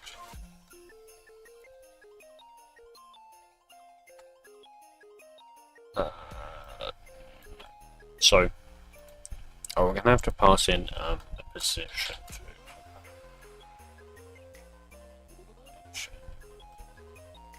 And that might be better to pass that in first.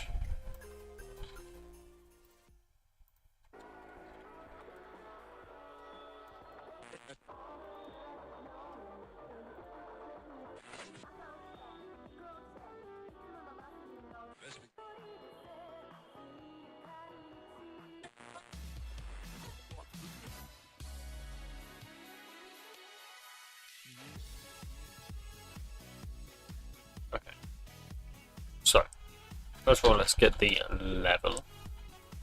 Not that level. That level.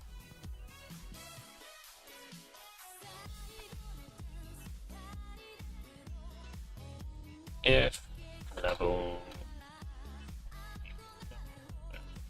7. First of all, let's set the packet handle those so that it doesn't fail.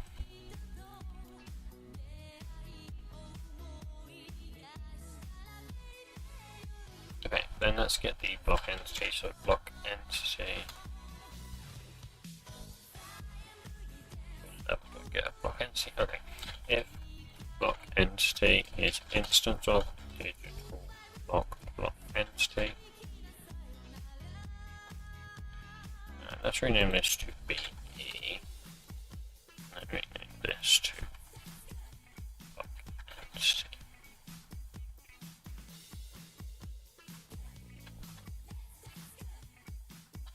Okay, if that's the case, we'll once again return.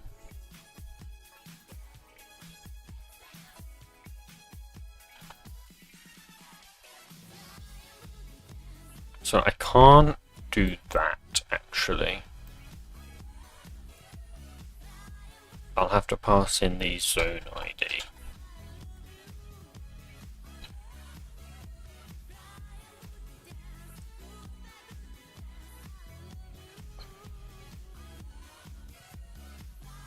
And I'll have to do that here too actually. We can't use client stuff in here. So do that and then we'll just do that. And that.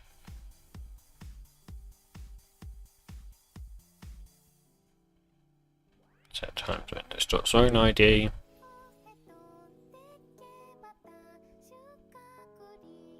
And then I'm just going to send a packet to all the clients, I think.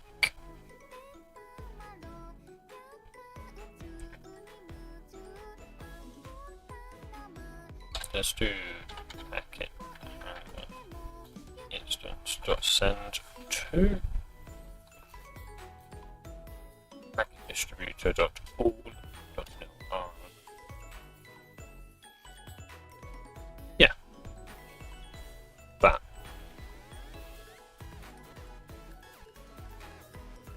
Actually,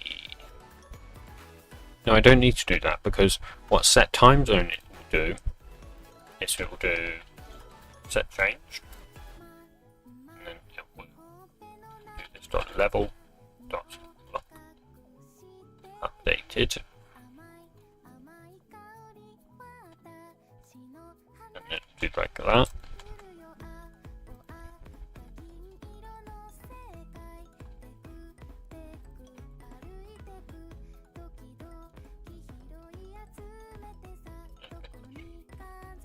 Check like that, just in case,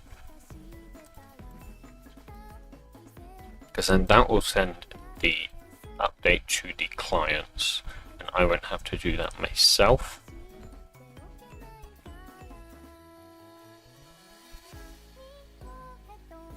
Now what I will do, no, I won't do that actually.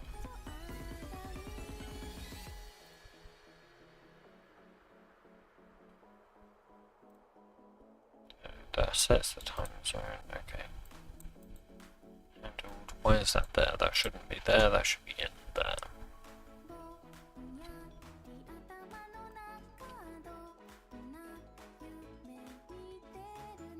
Okay, that's done. This needs to consume a main thread. Okay. And let's do packet distributor, packet handler, instance.send to server, new, let's set time zone packet,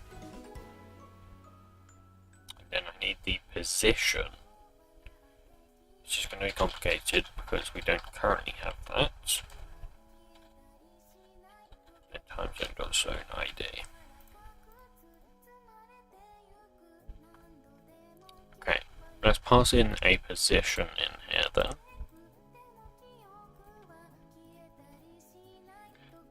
Do that there. Final block was position.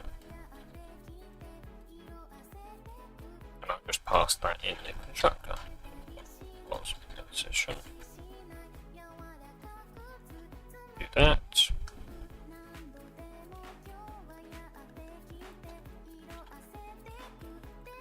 Do that.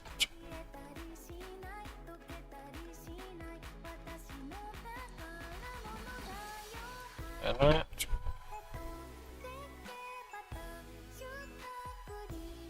Okay. Finally, let's go to the block.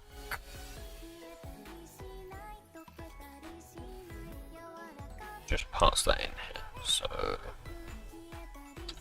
because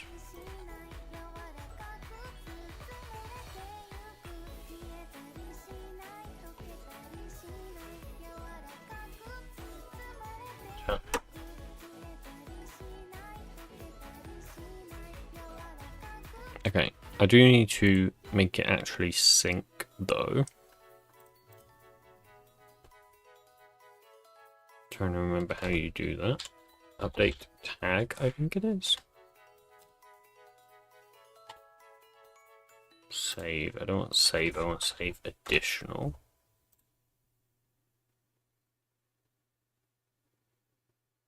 Is that not right?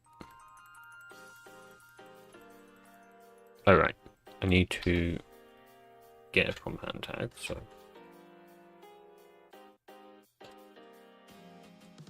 new compound tag, and then you save additional to the tag, and then you return the tag.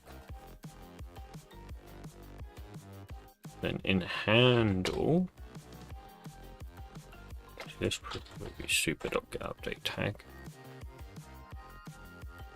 Yeah. Then you load onto the tag, self.load.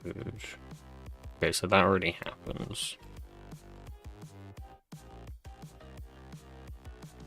You need to get the update packet right. How do you do this? I'm trying to remember.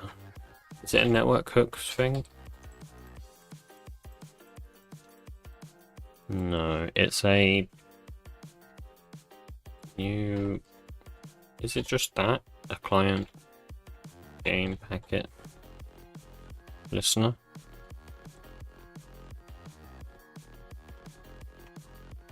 Let's see, go to implementations.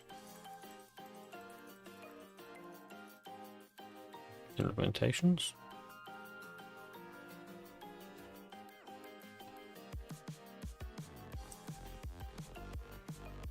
No, that can't be it.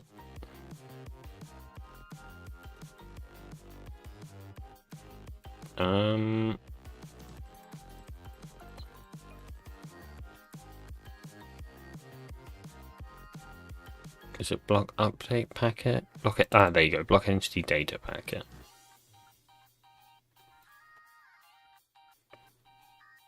Which takes in the position. Oh no. You just do .create, don't you? Okay, this, and I think you have to pass in the position as well.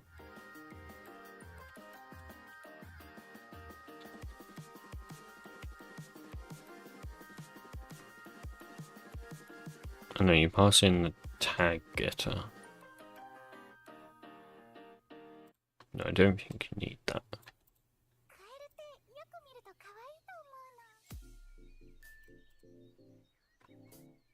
Just going on up here, that's fine. Is there another method you need to override?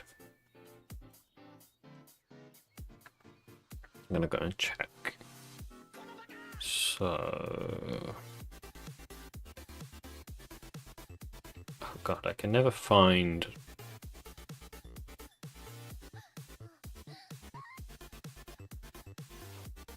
I can never find the block entity page on the community wiki. I don't know why. Oh, there it is, I found it. So get update tag and handle update packet. And then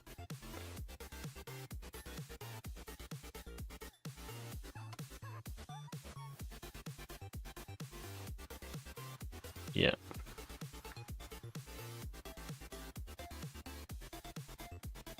So that should be fine.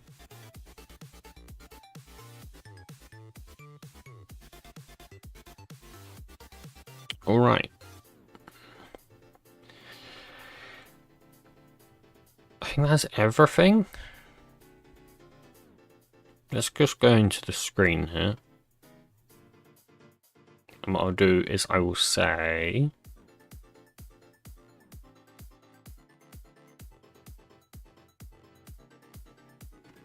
in render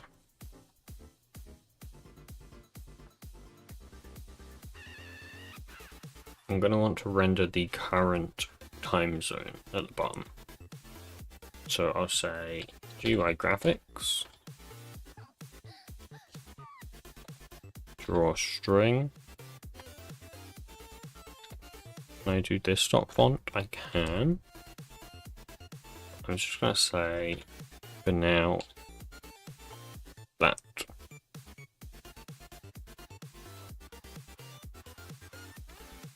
Let's do this dot left pause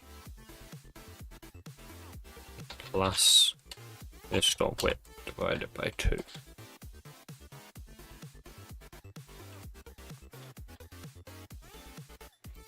And then this dot top pause plus this dot height -8 maybe.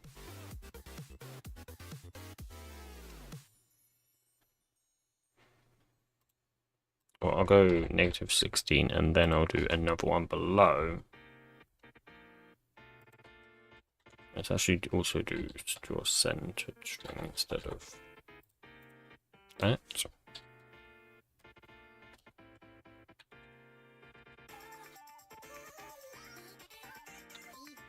It's dot font. It's dot. I need the block entity.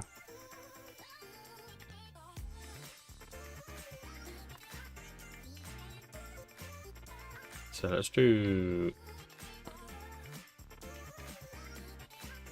private block entity. Block entity. And then in here, I'm just going to do that.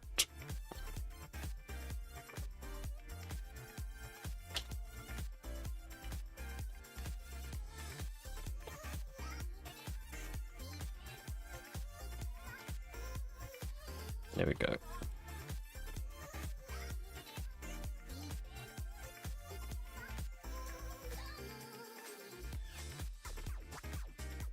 Let's do get time zone, get ID.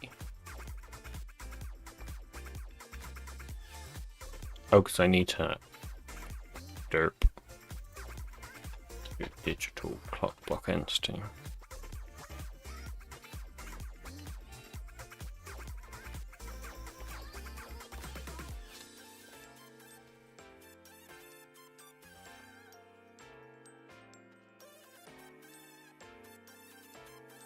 And then do that. Okay, that does exist. I just wanted to check.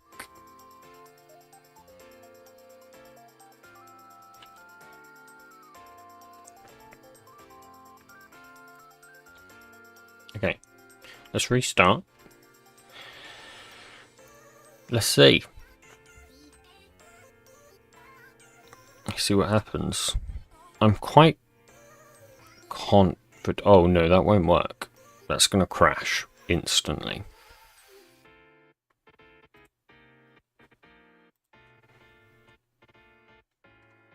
Let's make it not do that, shall we?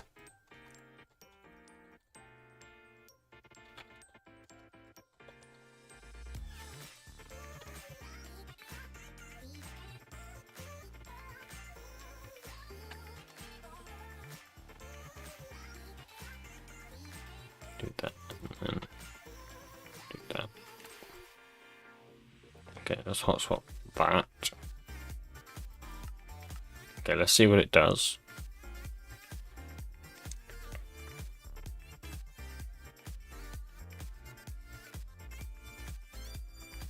So, oh, it still crashed. If it's null, it should be Minecraft. Time zone is null. How?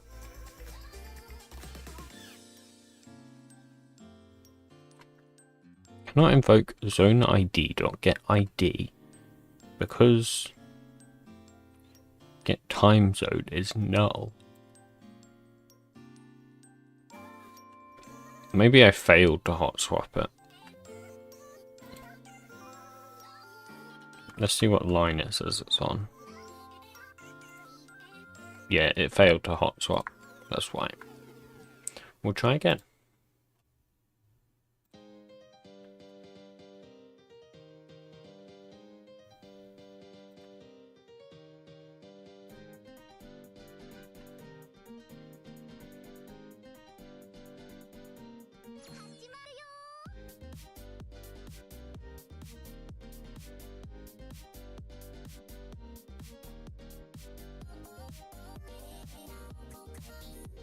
Okay.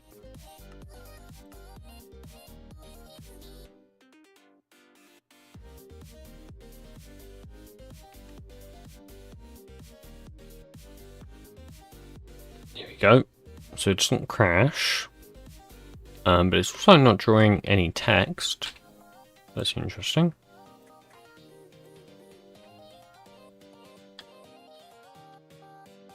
Let's do 0, 0, 0, 0, 0.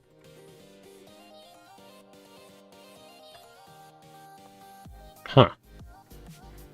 It's actually not drawing anything, is it? Weird.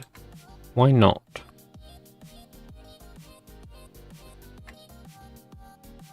This dot left pos plus this. Oh, oops! It's meant to be plus image width. That's why. And this is meant to be image height.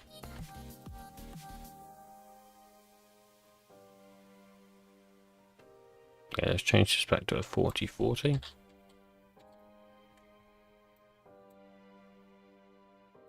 And 40-40-40.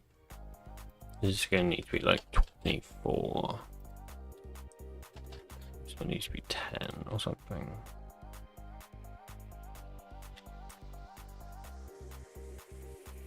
Maybe negative 14. And let's make these a little bit brighter. So we'll go 80, 80, 80.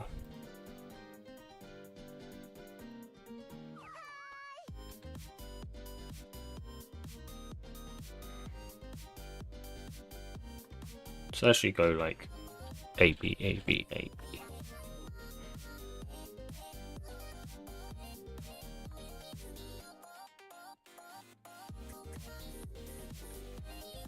DD, that's better.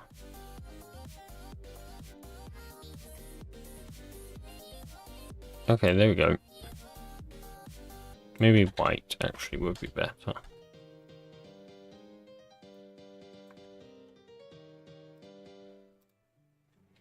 Okay, there you go. So now it shows you the current time zone. Now, in theory, if I click, say, American Samoa, then go next, then we'll go Pago Pago, it crashed. Okay. Let's see why.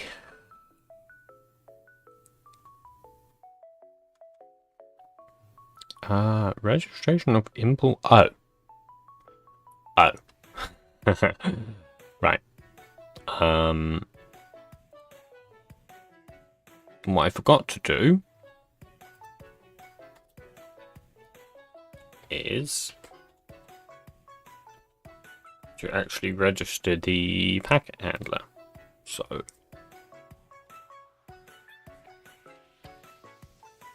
just do that here.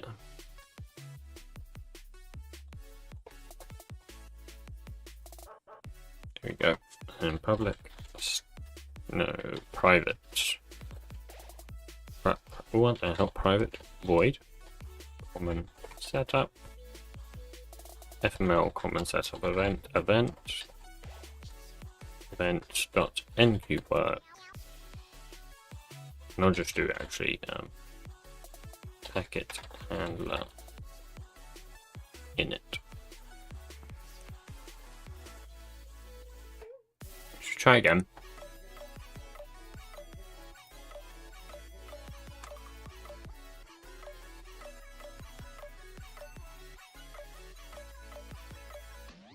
What did you do in the last 10 minutes? I have no idea.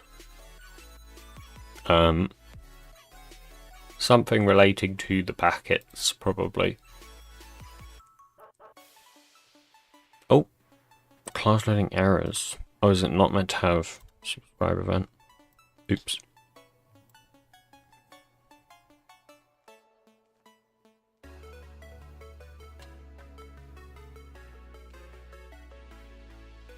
Okay. Try again. I should definitely be tallying how many times I'm having to restart, but oh well. Bit too far into to start tallying that now, because I reckon we're almost done. As crazy as that sounds. Now that we're out of the GUI hell.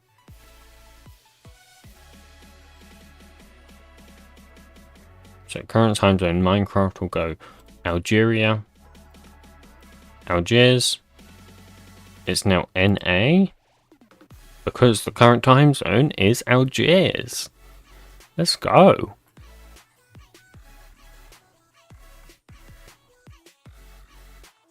Okay, this is good news. This is good news, people. So,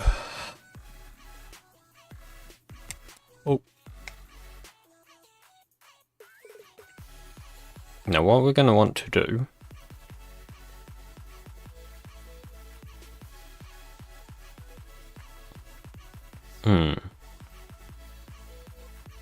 okay, so in my JSON, right, got my JSON here. Also, I need to turn this music down, it's quite loud.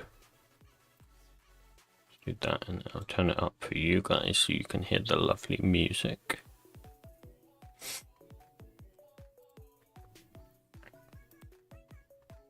Okay, so I've got an offset in here, which should be the offset in seconds, I believe. So if I go seconds to hours, yeah, that's 6 hours. So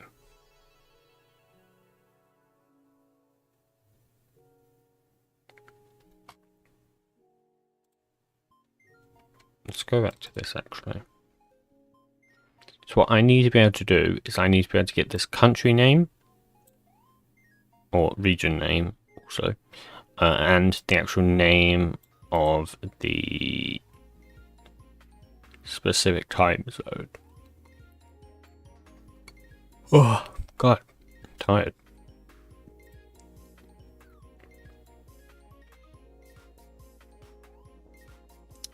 Okay, let's figure that out then.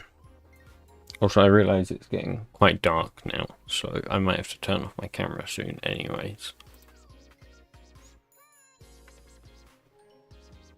Do you still use CurseForge or do you use mod? No, I still use CurseForge. Or if I were to upload mods, I would still use CurseForge. Because I just don't see the point in Modrent. It doesn't have the same popularity. And I also hate the UI, I'm not gonna lie. I hate that everything is rounded. It's just, it's not good. It's trying to be modern and it's like going too far, in my opinion. So I still use CurseForge. Although if I were to upload a new mod, I would probably just put it on both. I don't know, who knows? It's not something I really thought about in the slightest.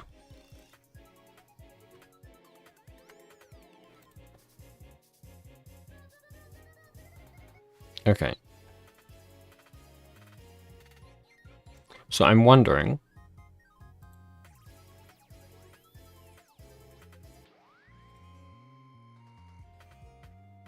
when I send over the time zone, so I send over the zone ID here, right? So let's just go back into the screen again. Now, what does time zone contain? It also contains the name, which will be the country. And I do want to send that over as well.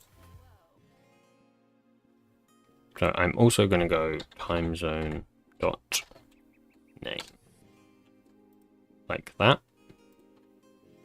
And then in here, I'll take in a string name and buff.read UTF.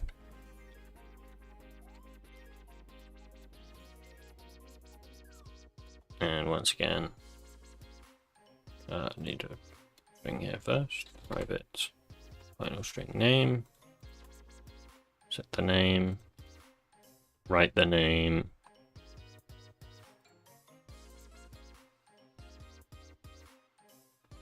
now when I set this time zone,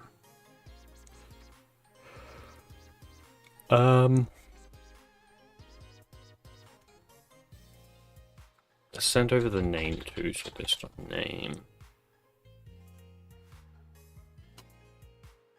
Wait, no, I don't need to do that. Why am I doing that? I don't need to do that. Do I need to do that? I have the zone ID, right? So yeah, I do need to send over the name so that I can get the offset. Yeah, okay. I'll say nullable string name. This dot time zone name is equal name. And let's just create that. So private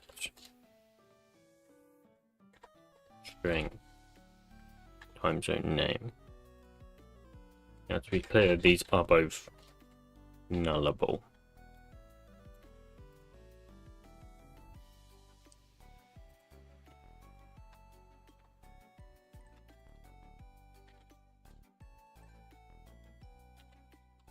Let's go put string time zone name.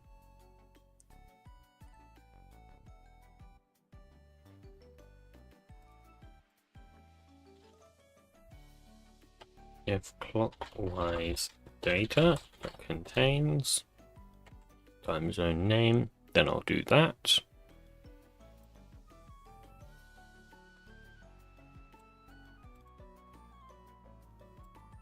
Now what I want to do is actually go string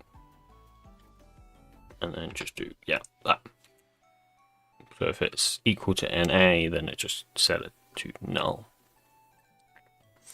It should be fine. I'm also going to make a getter for that. So public nullable get time zone name.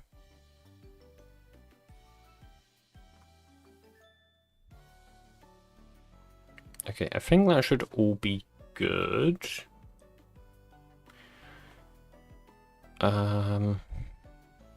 Let's just go back to the screen. And here, where I get the time zone, what I'm actually going to do... No, that's fine, that's fine, that's fine. We'll leave that open for a second. This is fine. Yeah, the camera is getting very dark. But there's nothing I can really do about that.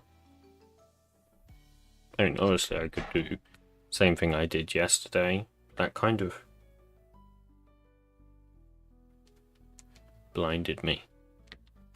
Like I could do... I can't see how it looks on the preview. 1 second. There we go. Now I can see the preview. So I could do this, which is what I did yesterday. No, not yesterday. Tuesday? Wednesday? I don't know. Which kind of works, but it's like very blinding.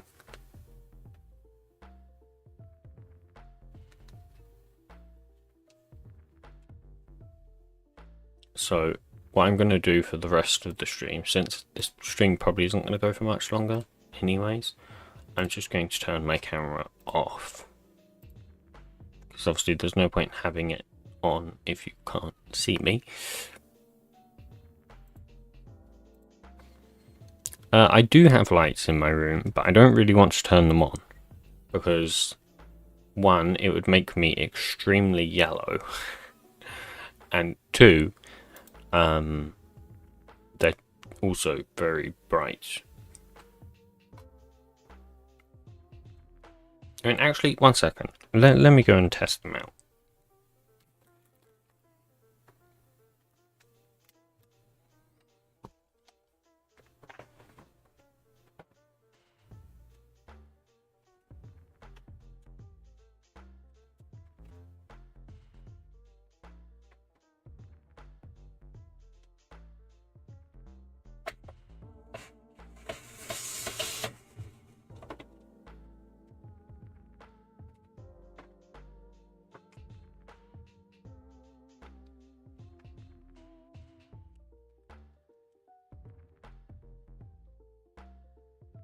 Okay, I'm back.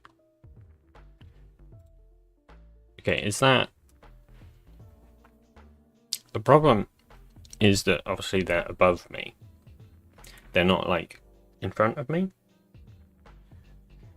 So it kind of works. Like maybe if I did that, it works.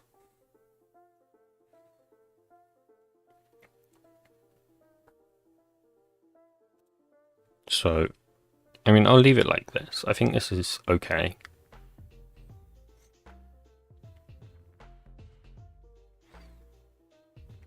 I guess the best way would be to like do this.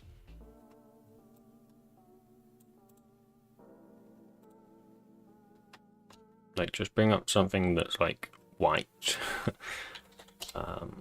Let's see. Like that. Is that better? I can't see because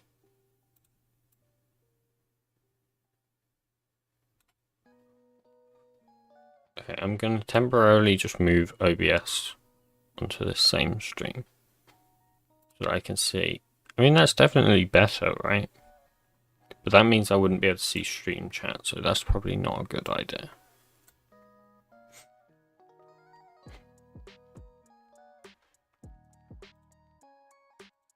So I think this will have to be fine.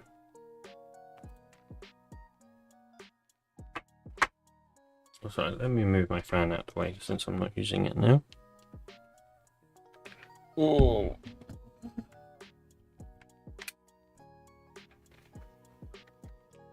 Big hefty fan. It's quite heavy, that fan.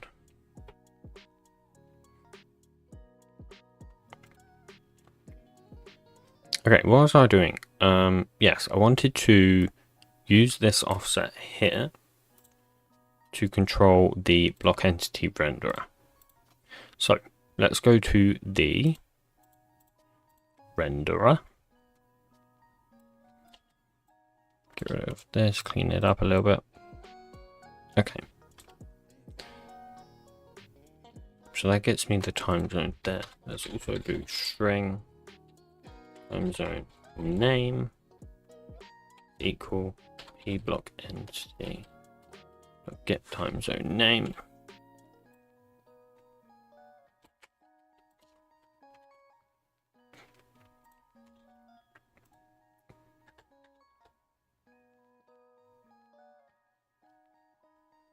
Get level operator dot get time. What does that do? No, that's not right. So what I want to do, I guess I have the zone ID, so I can just say time is equal time zone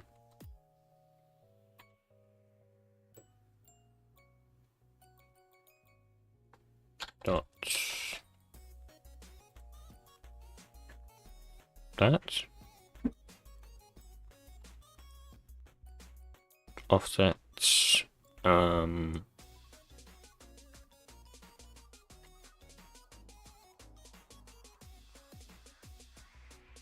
I want to offset it to the UTC time.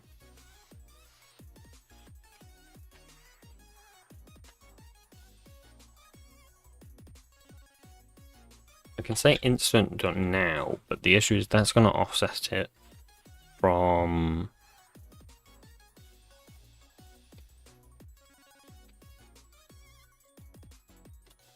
it's going to offset it from just whatever the current time is, right?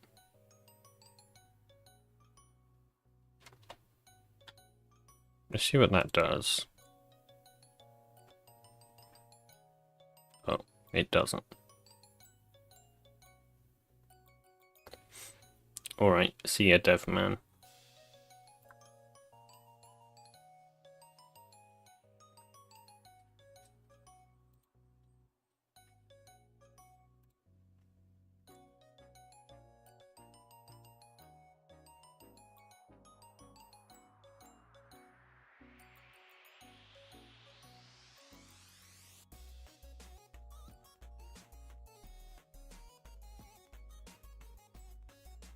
Alright. So we're gonna say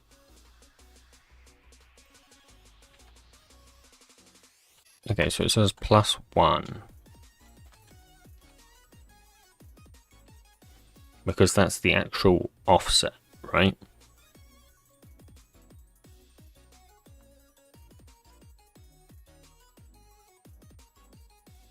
So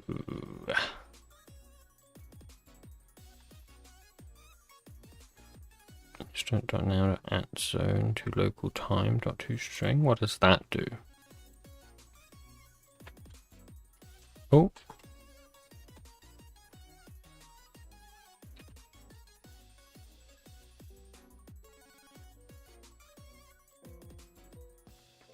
Okay, now I only want the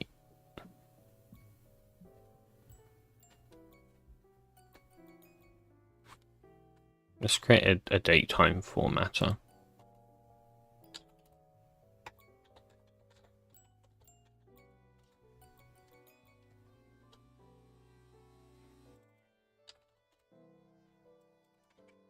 That means I won't be able to hot swap, but oh well.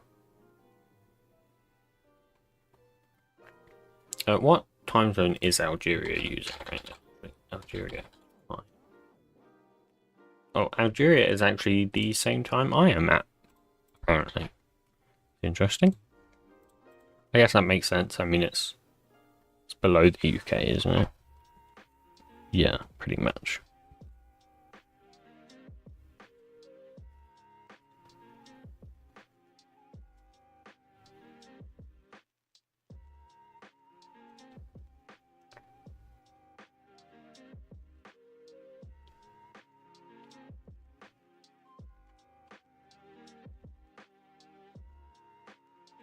Okay.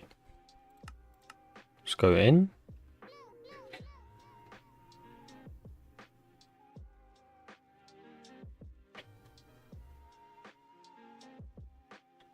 So 2110. Now let's change it to Afghanistan.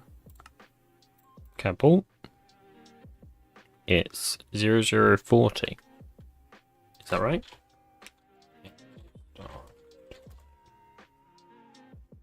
That is correct. So let's set it to... And let's filter a little bit. So we'll filter to United States. And we'll say...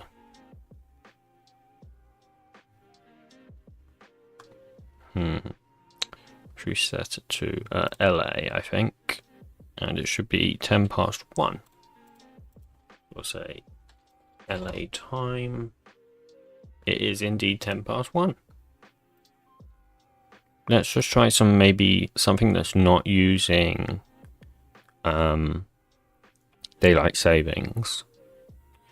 So increase that. Oh, actually we can just try Bahrain. They don't use daylight savings. So 2311 is correct. There you go. That's it. That's literally it. Boom. Digital clock. Now, the real question is, does this work on a server?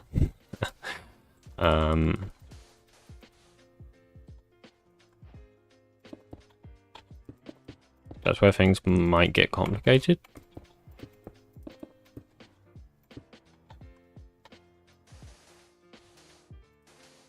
Hopefully they do. I think I've done everything, you know, so that it should work on the correct side, but we might have to test that out. Fortunately, I don't have a server anymore. Yeah, so those two are Minecraft time, so you can see those two are synced. And if I set this one to, say, Andorra.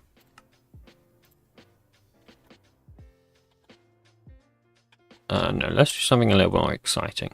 Antigua and Barbuda. Boom. And in theory, I should be able to leave and rejoin.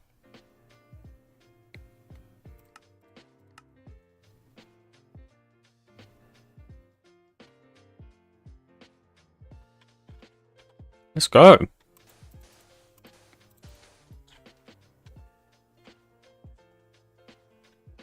that is digital clocks.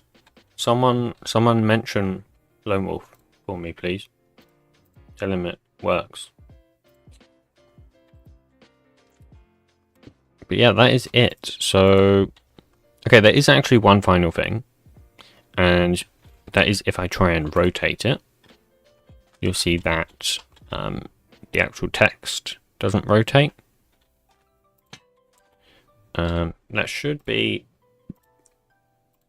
a fairly easy fix, I think. Don't need that.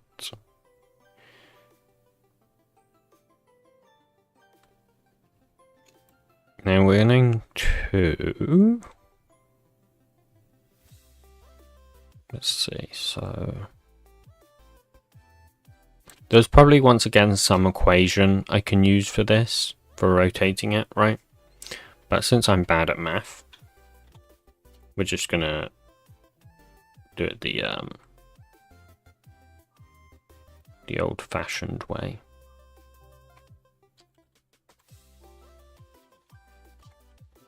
Get value digital clock block dot facing.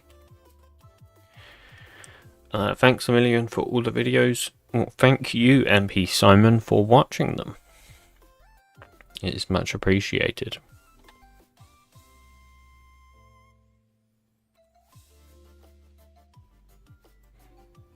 Okay, we can simplify some of this, so we can also push there.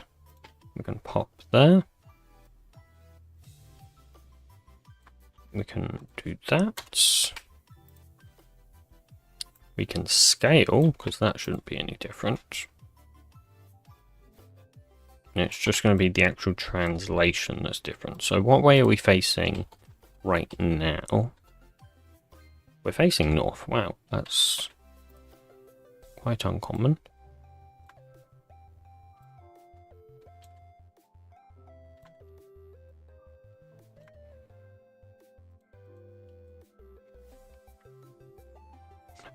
Wait, no.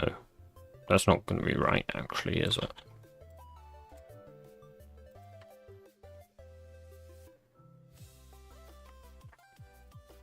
They're saying it rotates exactly the same, but I don't think that's right. Ugh, that doesn't work. Okay, we're going to restart again then.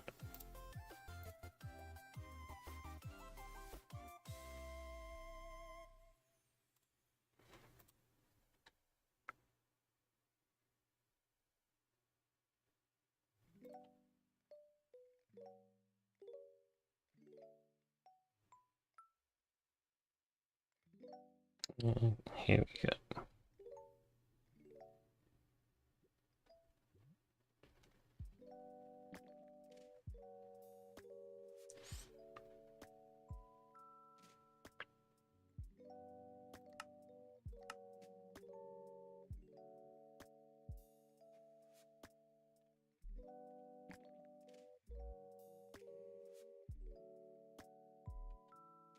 Oh dear.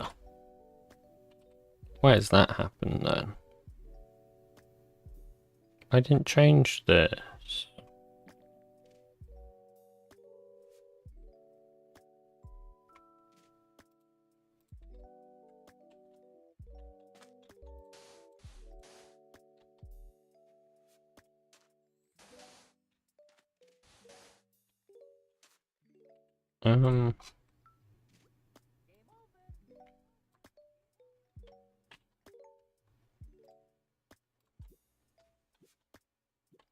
What did I change?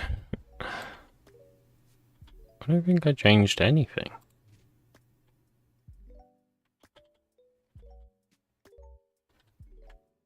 Let's just copy paste this 1 second.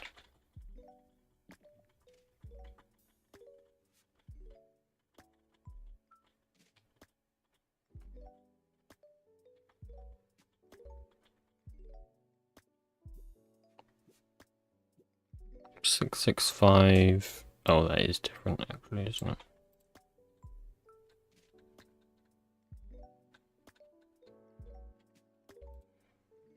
So there you go, let's translate. And we actually translate before we scale. That's why it's being weird.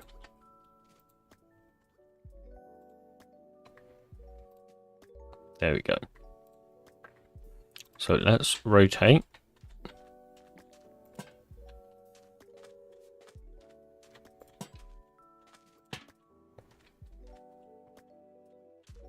Okay, so we can see it's there. So what we want to do is rotate it not on the Y.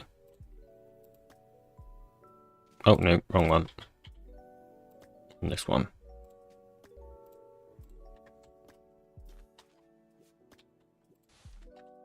And the problem is that turns it upside down.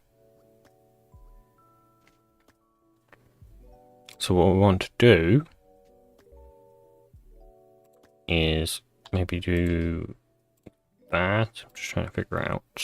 Yep, there you go. So that seems correct.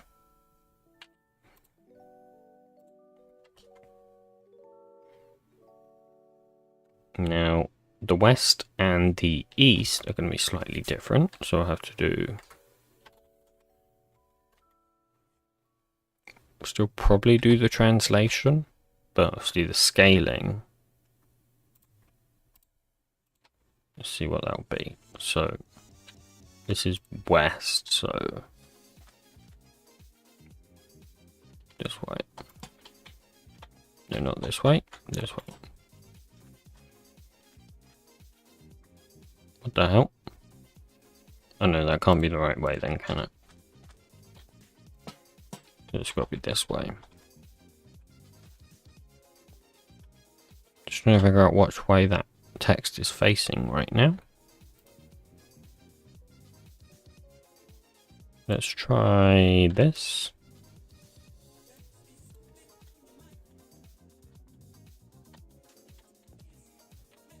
Okay, not this. Let's just try, like, no rotation like that. Which way is that facing? That's upside down, okay. So I rotate it on the Y. And let's try rotate it on the X. That puts it over there. Now if I rotate it on the Z, what does that do? Anything? I'm going to move this onto my other monitor so I can see what it does. Doesn't do anything. Okay, that makes sense because it's a Z rotation.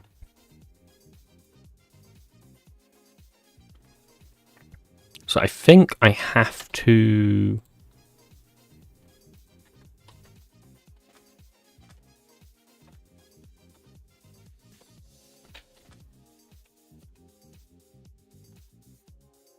I think I have to actually rotate. I don't think I can just scale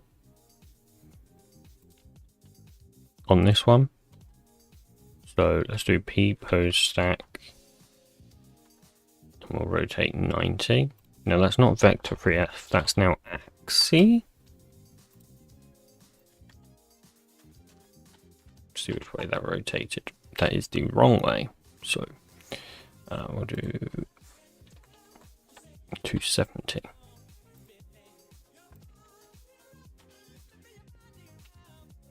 Boom. So 270, and that's rotated the correct way. Now we'll do the east, which I believe should be exactly the same,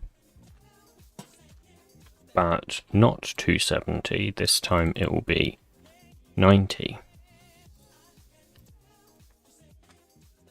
There you go. So we can set this one to, like, you know, Botswana or something.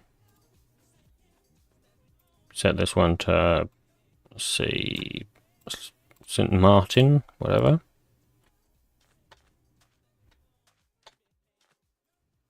Set this one to something in Antarctica.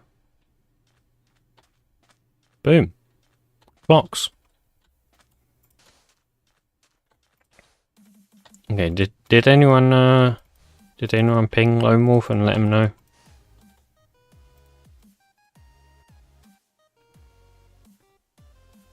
helping him.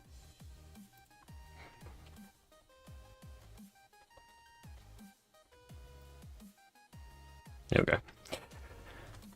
And that's pretty much it. I must fix this. So let's do that. That should be very easy. Also, this is going to want, yeah, enhanced switch statement. Whatever. Doesn't really matter. Let's go back into the block. And I think we can just do... If I come down here... Is it can survive? Return. Just anti these not null, so it stops complaining. P level. Or I guess yeah, P level. Also down is sturdy. Up. Oh, and I have to restart, so let's restart. Welcome back, Clone Wolf. The clocks finally work. Like, completely. They're done, actually. I'm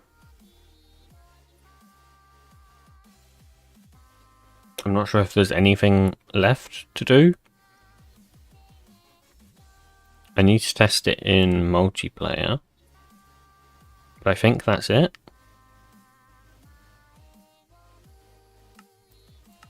So, here we go.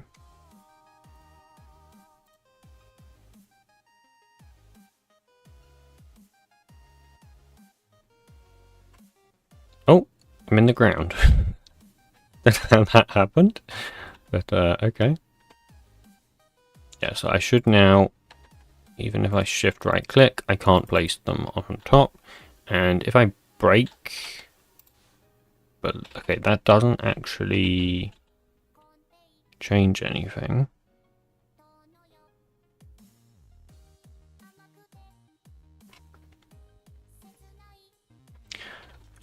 I think it'd be kind of cool if maybe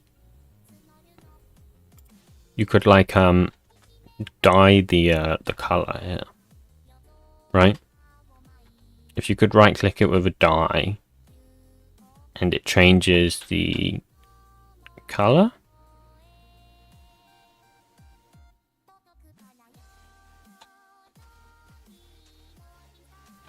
That would actually be super easy. Should we do that?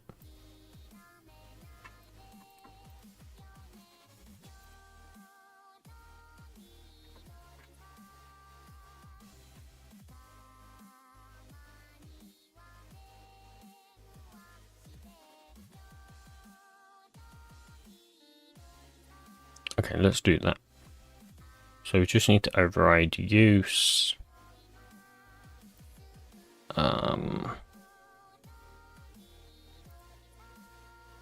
No, you have to use. It's not use, is it? When you're shift right clicking with an item, I don't think you can use use, can you?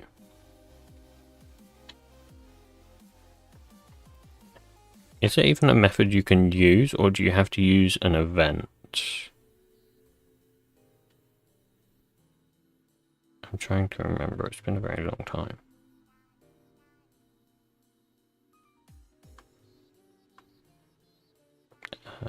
Just keep going until we find.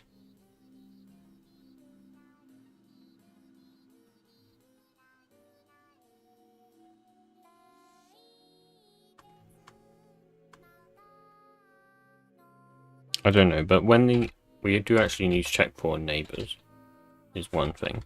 So neighbor changed. What does super.neighbor change do? That sends the update packet. Okay. One thing we do just want to do in here is check if it can still survive. So if not can survive, state level pause, then destroy the block. Nice and simple. And yeah, I think we have to use an event for shift right clicking items. So let's go ahead and do that. Let's go. Actually, we can have a look, can't we? If we go sign block. So use, here we go. Sign block entity.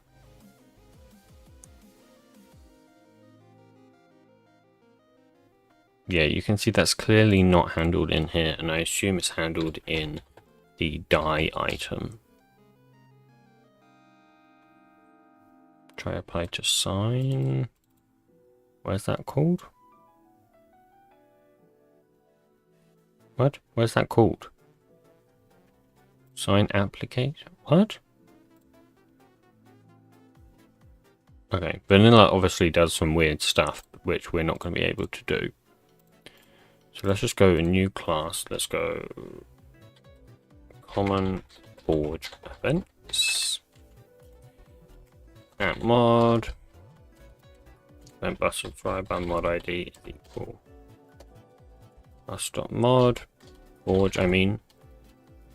No, what am I doing? No, clockwise.mod ID. Bus is equal bus.forge. There you go. I lost it for a second there. Let's go. Click or item use on block. Does anyone know what the event's called? Is it block right click? Nope. Item use item interact event.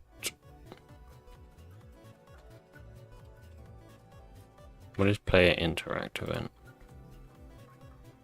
Oh yeah, there you go. And I was looking for right click block, so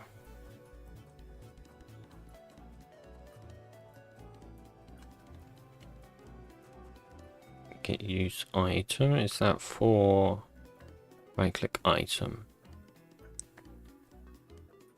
No, I think we want right click block.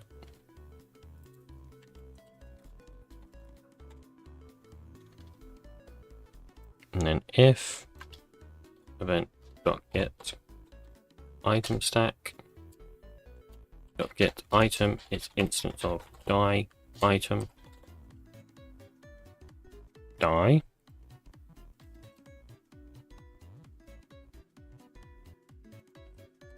and event.get block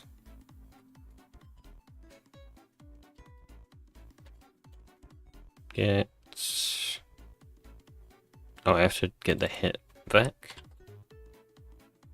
Oh, okay. Jesus Christ. Okay. In that case, let's do if not this return. If get the block state is equal get block state event.pos.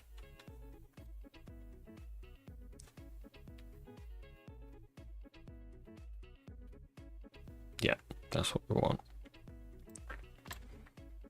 So if not state dot get block is instance of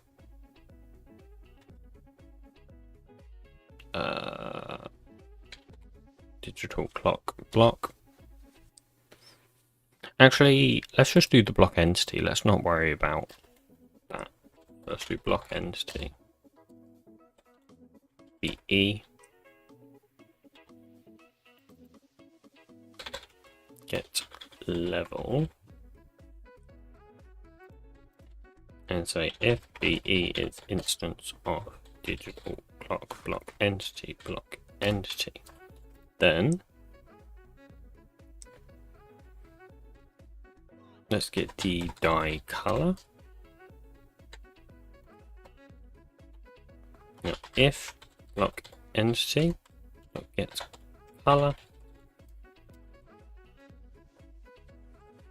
is equal color, then we're just going to return.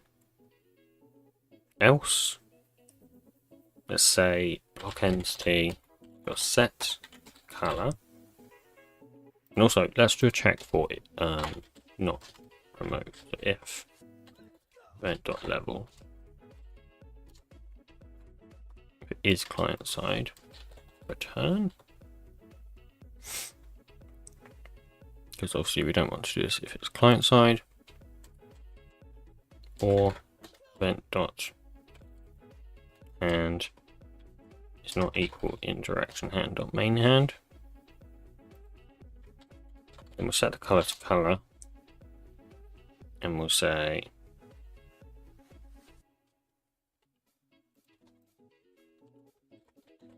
item stack. We'll say stack drink 1.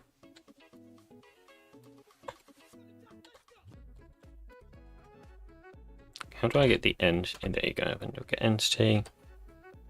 Event.hand stack.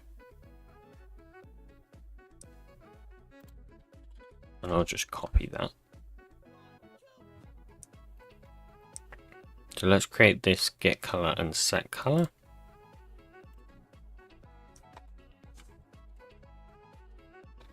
Let's go private, guy color, and yeah, and I'll default it to white.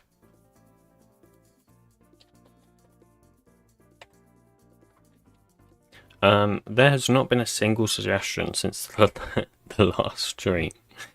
Yeah, not a single one. So people are not interested in suggesting stuff. What can I say? We might have to stick with your camera suggestion.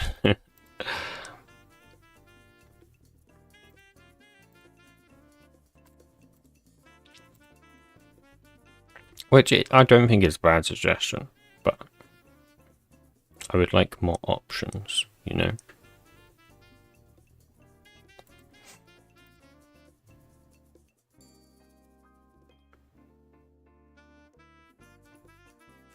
Okay, set item in hand. Yeah, so let's try. Oh no, that's not going to do anything until I actually do that in the renderer. So let's go client, renderer. The mod we are developing today is a clock mod, and currently we're working on digital clocks, or a digital clock, I should say.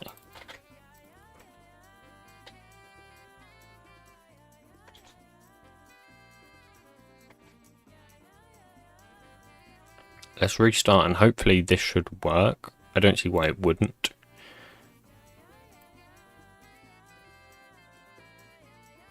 One thing I will just do actually is say if event.entity.isCreative, if they're not creative,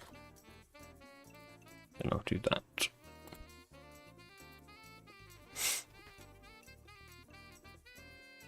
And we'll test it out.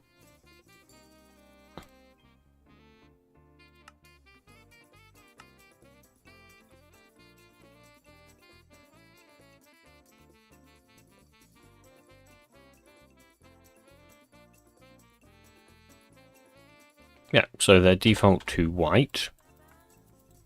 And what we'll do is we'll grab some dyes.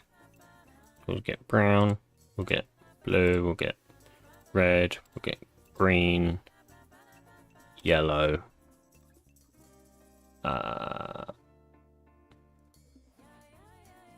magenta, or pink, because Lone Wolf loves pink, because he's a femboy.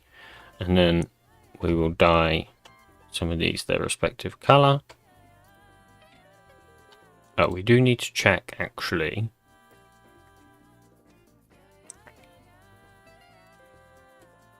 Or not. Event.entity that is crouching. That's a very important hot swap. That doesn't work. So if it's client side or the hand is not main hand or they're not crouching, then we get the item stack is equal to the events item stack. If the item stack is not a die, then we return. We get the block entity. The block entity is a digital clock. We get the die color from the die. The block entity's color is already that color, then we return. Then we set the color. If they are not creative, we shrink the stack. And then we do that. And that should work, should it not?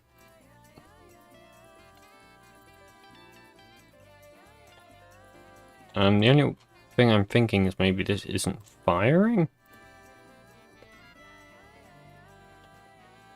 Okay, here we go. So, oh, that's failing. Interesting. That's failing, is it? Or they are crouching.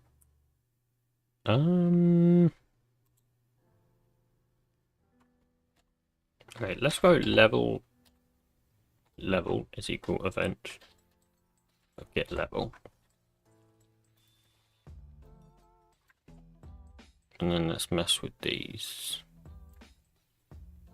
So level. Okay. And let's just print. Well, actually, I don't need to print anything if I'm doing that because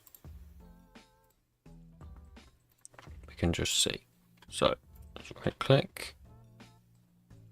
The level is. I'm blind. I can't see the level. Entity, living entity.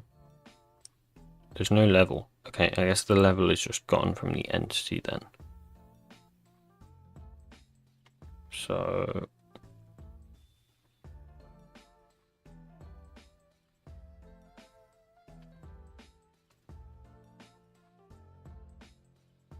okay, why can I not find the level? I must have gone past it. There it is. So we're on the server side. Okay. And let's check the hand. So the hand is the main hand. Now we need to know if they're crouching.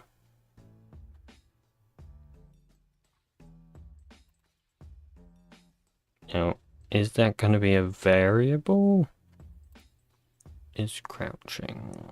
That's checking if it. Oh, that checks if they have the pose. There's another one that's used on the server. Is discrete? No, that's client side.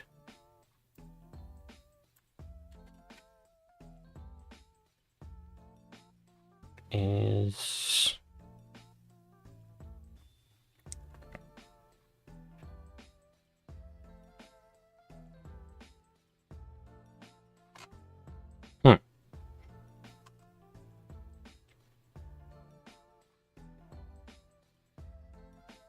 isn't there? I'm sure there's a way to check if they're crouching.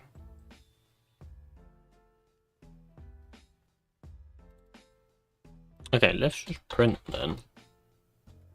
Event.entity.is crouching.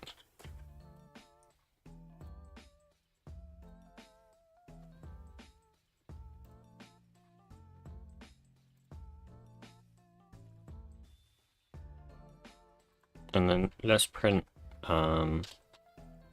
level.is client side plus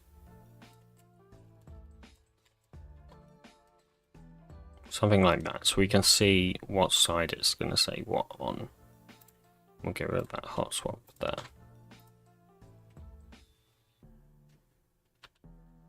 Okay, so they are crouching on all of them.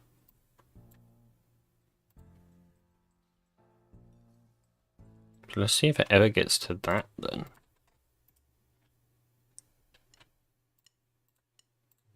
I mean that, because you can't hot swap a variable. Okay, it does. It was just being a bit weird. Here we go. So BE. We don't know what that is yet.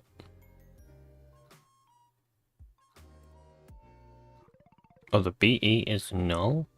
Event.getPos must be wrong then. Event.get hitvec.getBlockPos.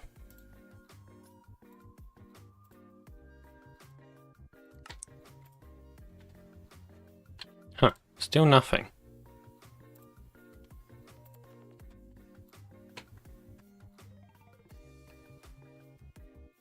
What is happening? Why is it doing this?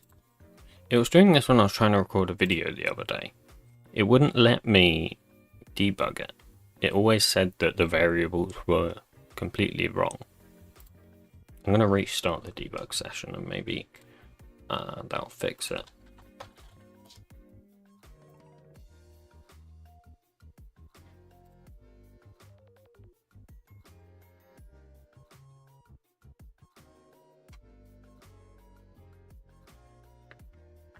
This is why Eclipse is better, you see, because Eclipse doesn't do that. I've never had issues with hot swapping or debugging on Eclipse.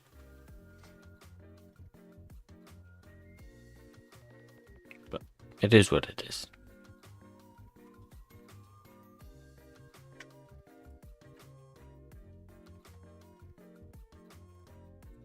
I mean, to be fair, Eclipse is literally known for the debugger, I guess.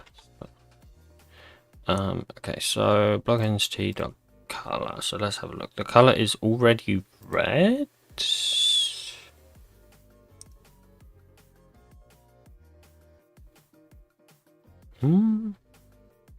Oh. Duh. I know why. Because I'm not doing the most important thing. Also, let's remove this time zone name, because I'm actually not using that. So get rid of those. Okay, get rid of that. Obviously, that's going to break the packet. So I'll quickly go ahead. Network server bound. Get rid of that, get rid of that, get rid of that, get rid of that, get rid of that. And that. And then just quickly in the screen. Get rid of that. Okay, there we go.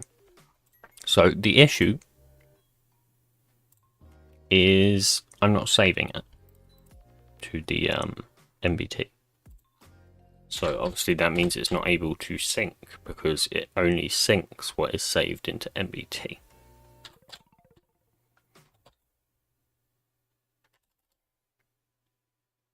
Put byte. Hello, byte is socket ID. Yep.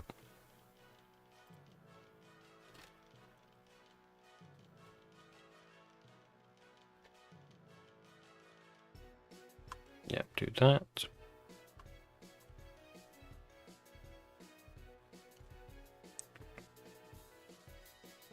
Can I hot swap that? Oh no, because I changed the thing, didn't I? Okay.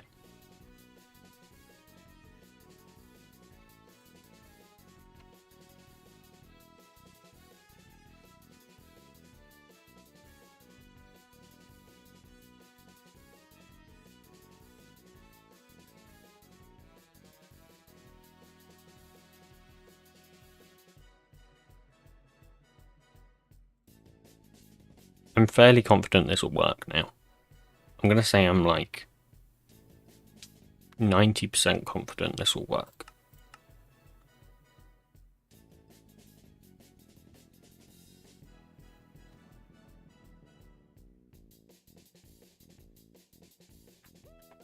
Okay, so there you go.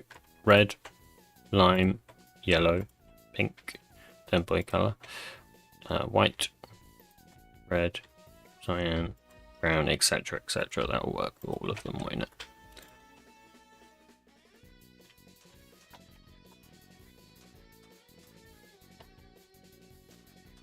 Nice. That's pretty cool, right?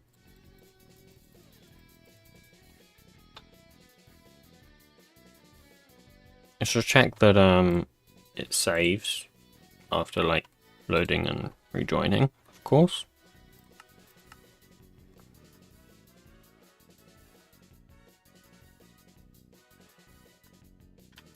Nice, that works.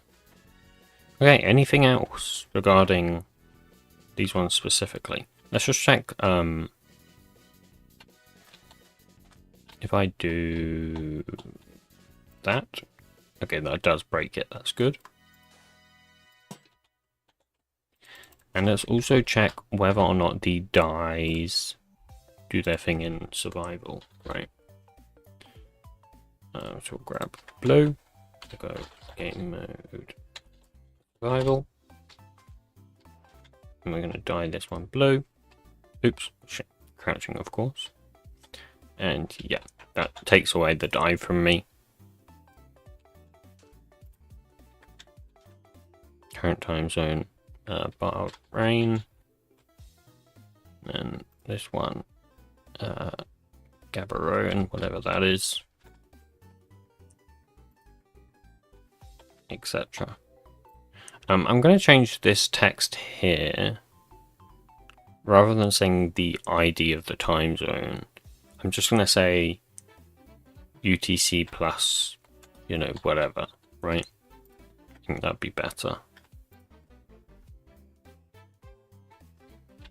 So let's do that. That should be literally easy as pie. I don't know why people say that. Pie's not that easy. But, you know, whatever.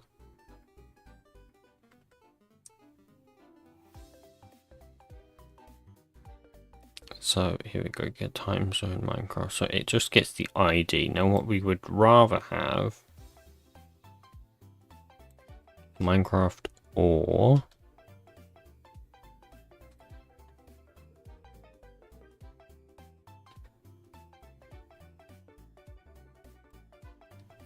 the offset.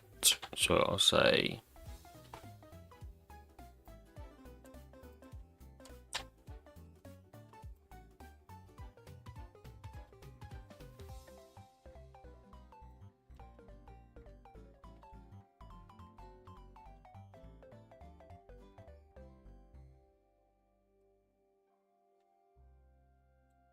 that right? Get offset. No, you have to do get rules.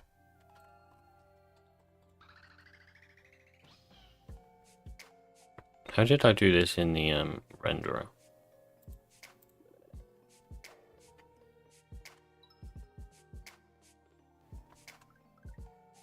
Oh, I formatted it right.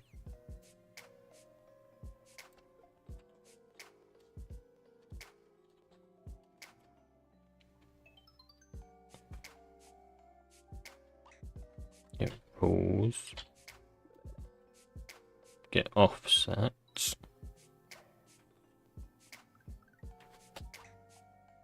Actually, can I get it as an instant? No.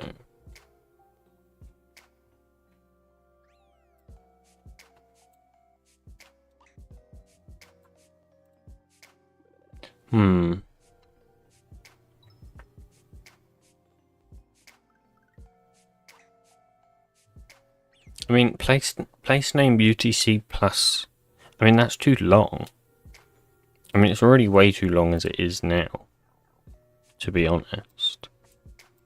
Like, Asia, Bahrain, that's fine because that's short. But when you go to like Africa, Gaborone, or America, Lower, you know, whatever, that's too long.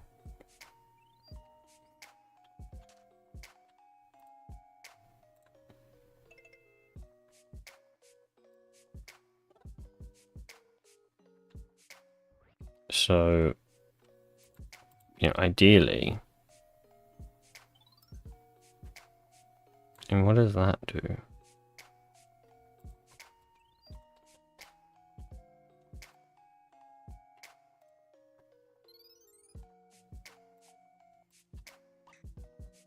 Yeah, so UTC +3 for Bahrain.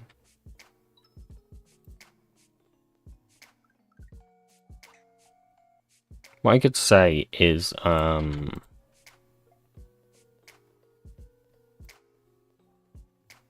this is going to be complicated.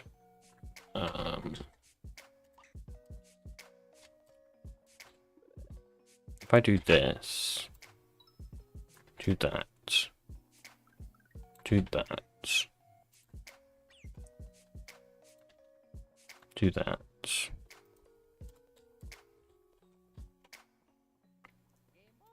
and say zone.getID.split slash brackets zoneID.split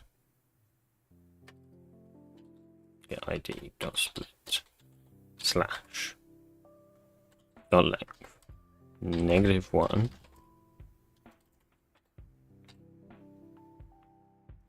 plus that.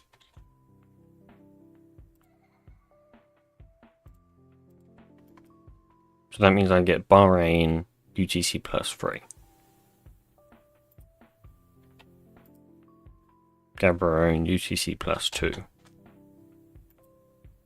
Lower Princess UTC +/-4. That's not great. So I could just do this. Replace. No, not that. Replace.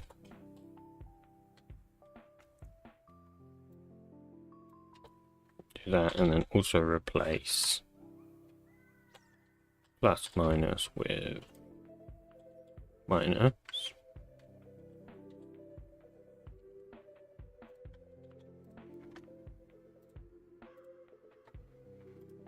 Boom.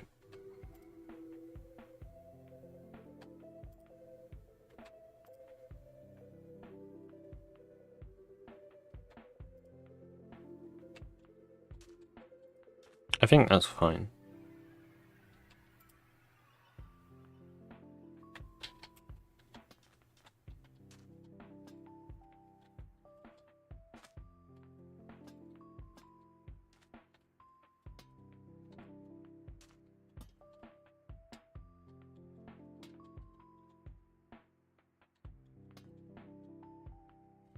Okay. I don't know whether I should ban you for saying that. I mean, I know it's probably a joke, but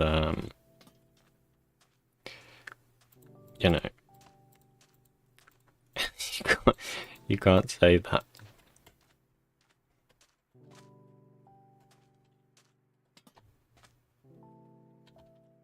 I mean, yeah. I was about to say something that's really bad that I definitely shouldn't say, but anyways. This is a clock mod.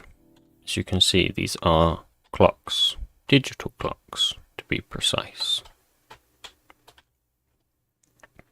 It'd be cool if you could set alarms on them and they make the wonderful iOS ringtone sound, but like that's a whole another kettle of fish, isn't it?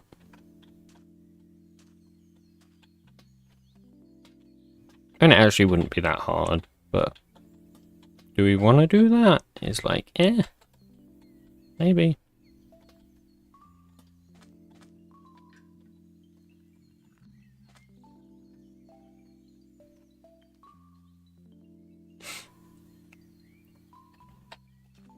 Well, anyways, I think that's probably going to be it for this stream.